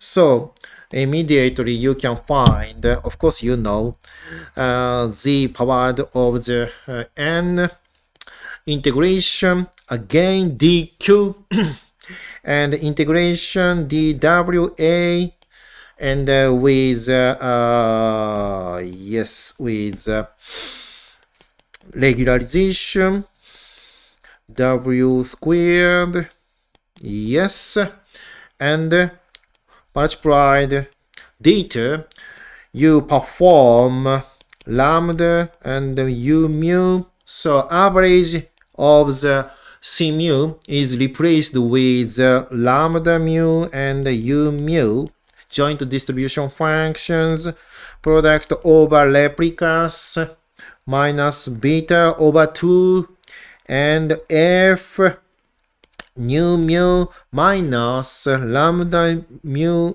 a squared. So this is energy function. You may change the expression of the loss function always. So, and you manipulate the Gaussian distribution function, you manipulate the Gaussian integration as usual, no problem. So, and you know, yes, always the same.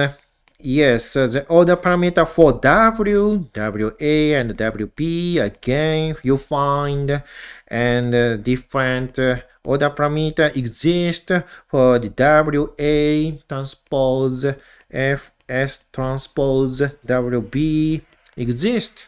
So F is some feature of the input vectors, so randomly generated one fixed. So F is a random matrix.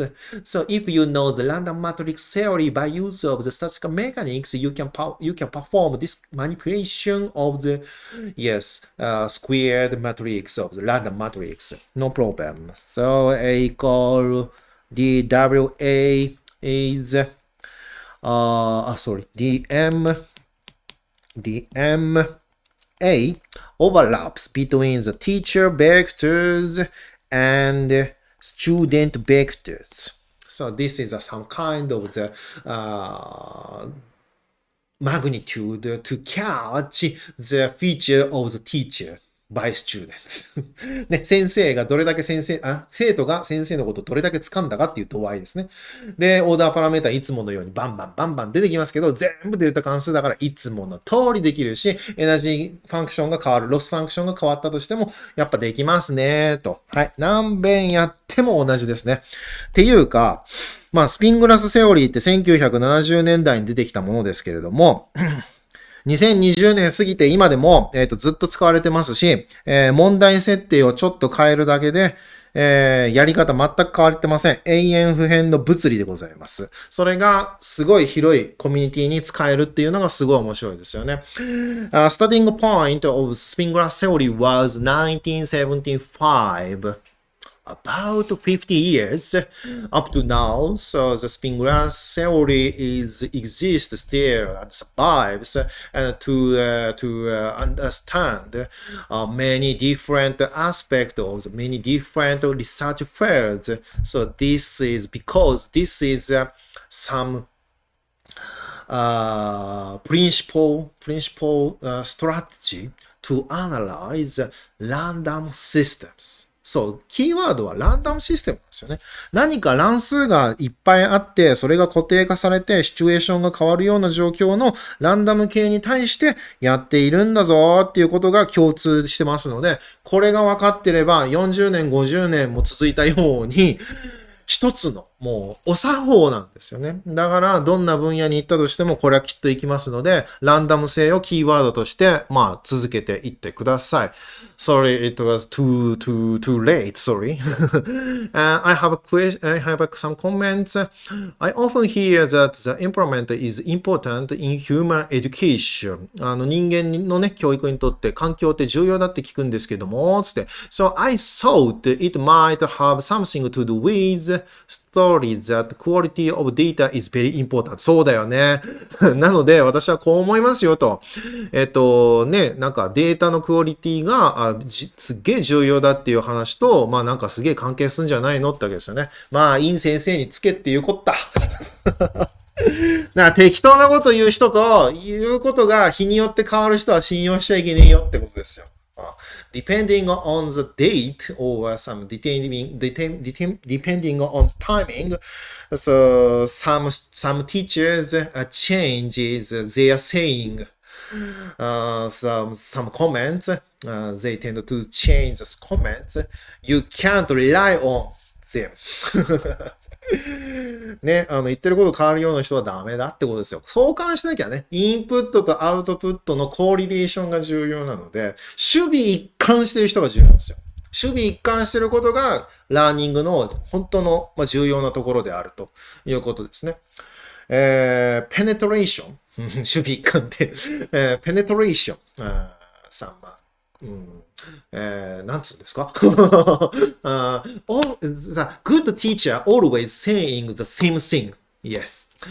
So I believe it. So therefore I follow this principle of teachers. I always say the same things. Gaussian integration, technique 1, technique 2, technique 3, technique 4.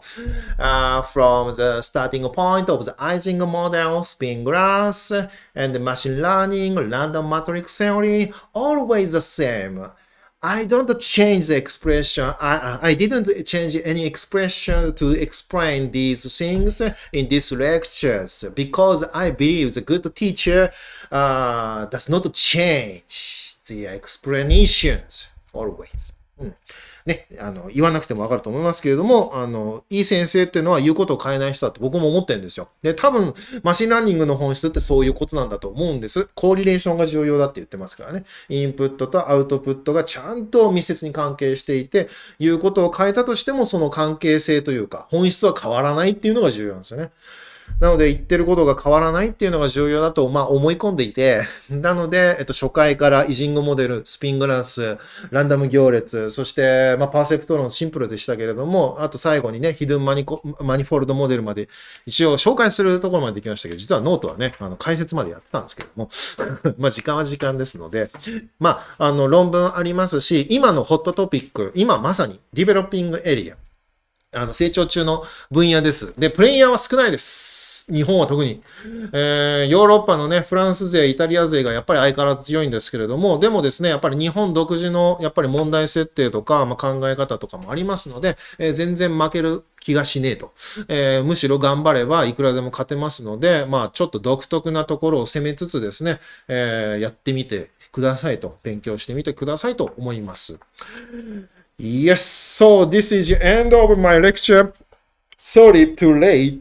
Now, 6:16. Oh, wow. So please take supper. Please take some dinner. And please enjoy please enjoy this day.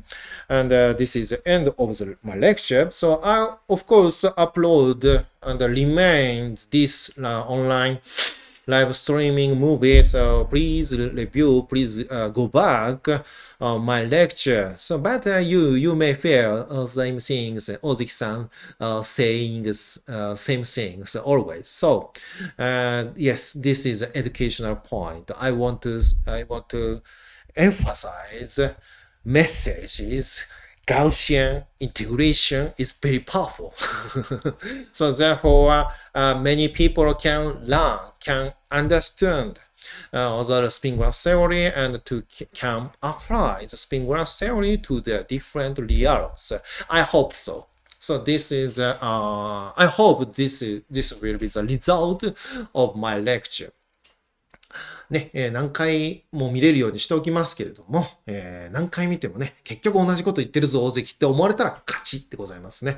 で、それでね、他の分野になんかスピングラスのね、何ですか理論を他の分野に適用するとか、そういうことを思ってくれたら、この講義の結果としては最高の結果なんじゃないかなと思いますので、頑張っていただければと思います。はい。名残惜しいですけれどもね。This is a goodbye time. ありがとうございました。カバーできなかった部分のノートとか公開をする予定はありますか？ありますよ。公開をするべきか、本書いてるんですけど、それの教科書に書くべきかとか思ってますけど、今僕の中でポリシーとして決めてるのは、本を書く、教科書を書くときには、オンデマンド動画を同時に載せるべきだと思ってますので、ちょっとタイミングは、約束できないですけれども、これの続きであるとか、これに関係した、本当はね、いっぱいあるんですよ。スパースモデリングもそうですけれども、最近僕もね、いろいろ、それこそ量子計算のレプリカ法とかあんだよ。